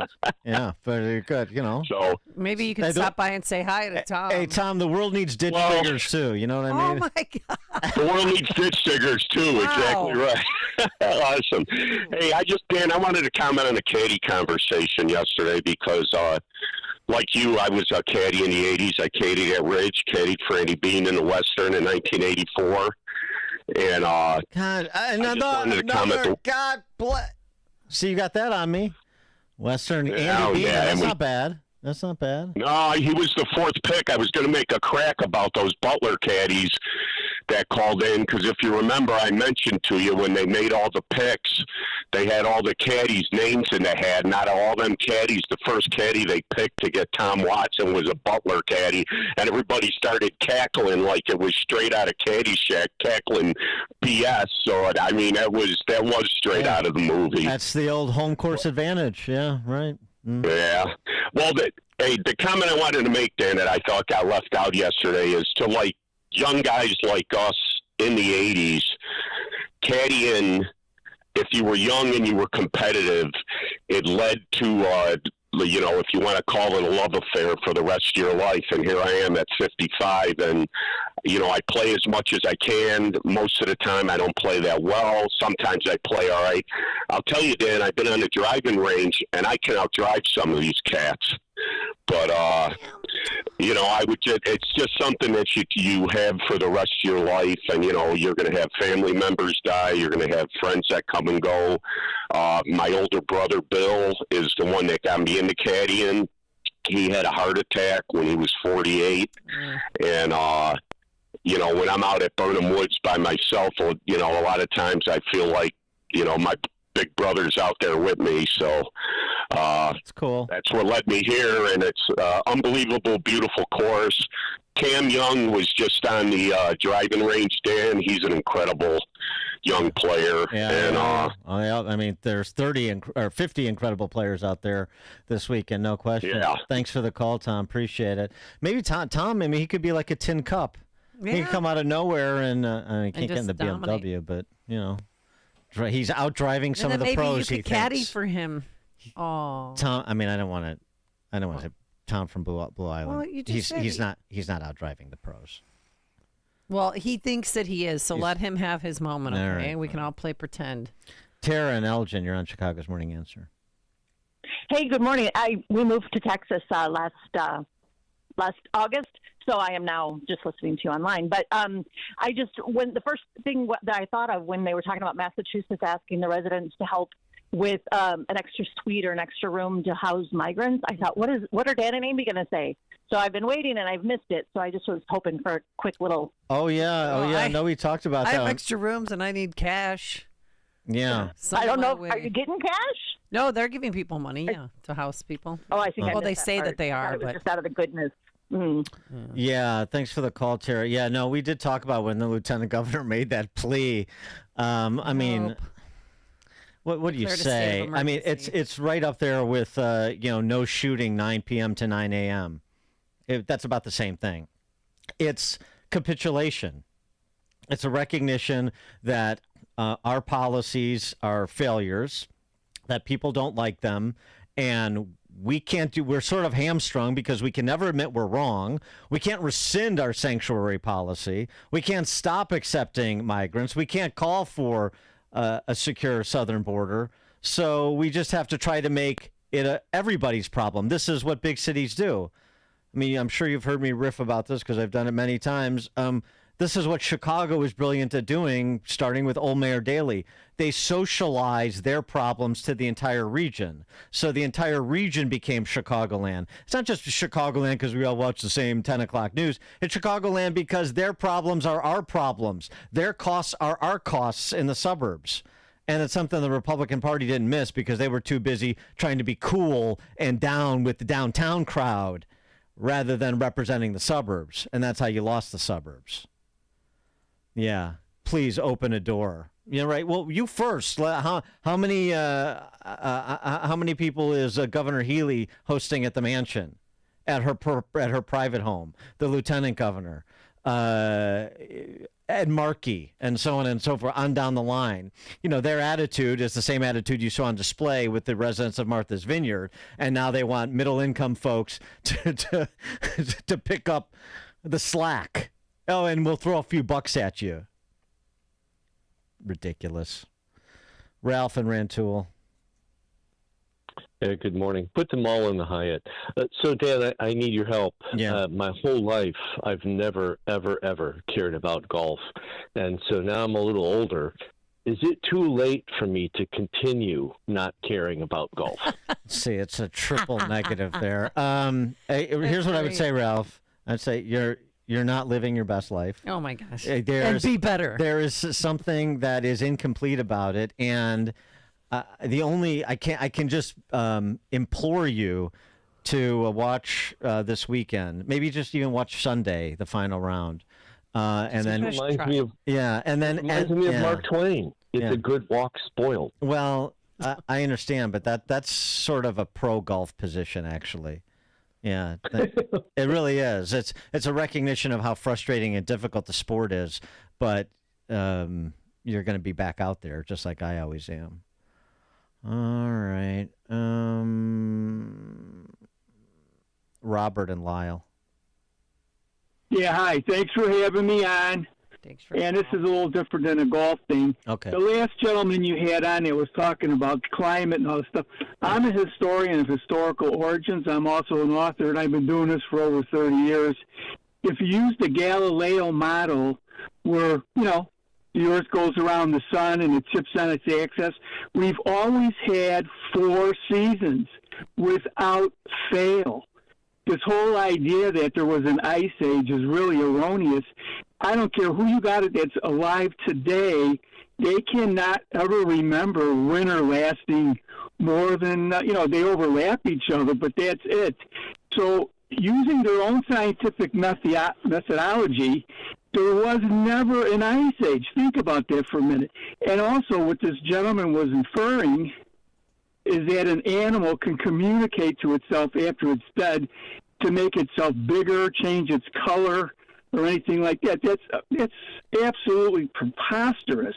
I don't know. I don't know about that. What don't you understand? Well, first of all, an ice age doesn't mean there's not 4 seasons. An ice age is a long period in the reduction of temperature of the Earth's surface.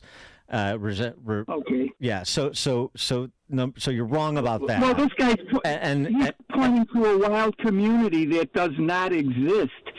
Look, it's a world without God. Listen, Galileo was right about some things, but he was wrong on others. if look, a lot of people want to go to religious end, but the sun and the moon were created after the Earth. If that's true, then the Earth, it really is the oldest object in the whole universe. And also, I'll point this out. You said this is open Friday. You can say whatever you want. Yeah. The Earth itself has more here than the there. If you think about it, and you believe in God, whether you're a Jew or a Christian or whatever, same Bible, it says that he spent 6 days doing these things. That means that he's creating things on earth. He only created the things in the heavens one day. So there's more things here on earth than anywhere else. And the whole idea that we're falling apart at the seams and everything else is absolutely absurd. And this is why everybody's got into this idea that, evolution, which is totally false, and I'll explain why. Robert, we got to go. Thanks for the call. Ron in Delavan, Wisconsin. Or who is this? This is Chuck's neighbor. Yeah, hey, Ron. Yeah, this is Ron. Yeah. I believe in everything that Patrick Moore said, and I'd also like to take it to another context. First of all fossil fuel is solar fuel because the sun is the only form of energy that our planet has, and if it was gone, we'd be dead. We'd all be dead. There'd be, nothing at all. And another thing, if you look outside and you see all the green, the plants are green because of pigment called chlorophyll, and that chlorophyll absorbs the carbon dioxide, and the carbon dioxide is affected by the sunlight, which gives us oxygen. And the best thing for us to do, and the only climate policy we should have, is to determine what plant or vegetation gives us the most oxygen by the chlorophyll amount. Yeah. Thanks for the call, Ron. The best thing we can do is keep breathing. Got it. The more you listen, the more you'll know. This is Chicago's Morning Answer. On AM 560. The Answer. The best way to protect yourself from inflation, hyperinflation, or a recession is to trade the doomed currency into a hard asset before it happens. Why precious metals? Gold and silver have been the store of value for thousands of years. Why not ETFs or just buy it on paper? The whole sales pitch for owning gold and silver is to have it in your own control, not in some bank vault hundreds of miles away or the cloud. Can't you just buy from anyone? Most people like the anonymity of paying cash and walking out the door with the product. You can't do that through the mail. If you are buying or selling gold, silver, or platinum, it's basically cash and carry. Fox Valley Coins. Our products are as good as, well, you get the idea. Don't buy and sell through the mail. Deal with a real store. Fox Valley Coins in Naperville for an investment with a real silver lining. Check out foxvalleycoins.com. AM 560. The Answer. Look at the time. All right. Thanks to Justin Kosick and Quinn McCarthy. Have a wonderful weekend. Dan, have fun at your golf tournament. Off to the Normandy room for me. Oh, yeah. Jeeves is going to pick you up and take you there. Plenty of sunshine this weekend. Enjoy. It is now 9 a.m. WIND Chicago. California's never had a direct hit from a hurricane. I'm Dave Anthony, Fox News. But Hillary's closing in. It's a Category 4 monster now, headed toward Mexico first. It is expected to weaken before hitting as a tropical storm early next week, the first time that's happened in 84 years. This is not going to be a big wind story. Ultimately, that system drags all the way up across into eventually the Pacific Northwest. So a lot of folks are going to be impacted by Hillary as it makes that move. Fox meteorologist Adam Klotz. There will be spots that see 8 to 10 inches of rainfall here. You're getting into mountainous areas, so flooding is going to be a major concern. In Hawaii, the head of Maui's emergency management agency has resigned, citing health reasons, but Herman Andaya has been under a lot of scrutiny.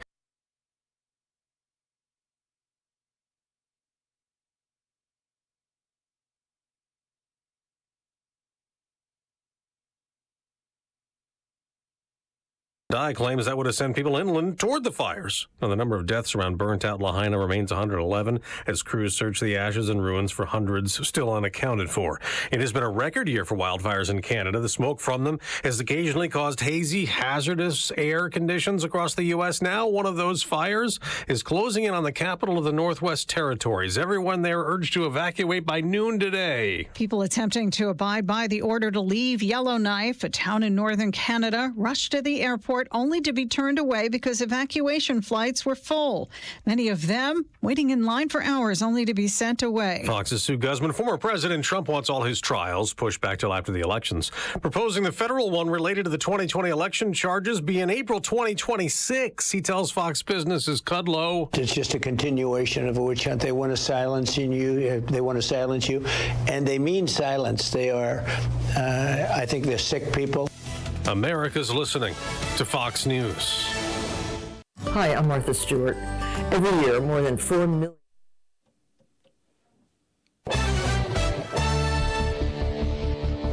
.64 degrees at 9:02 on AM 560. The Answer. Good morning.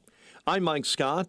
At least 6 were robbed at gunpoint at multiple locations on the city's north side.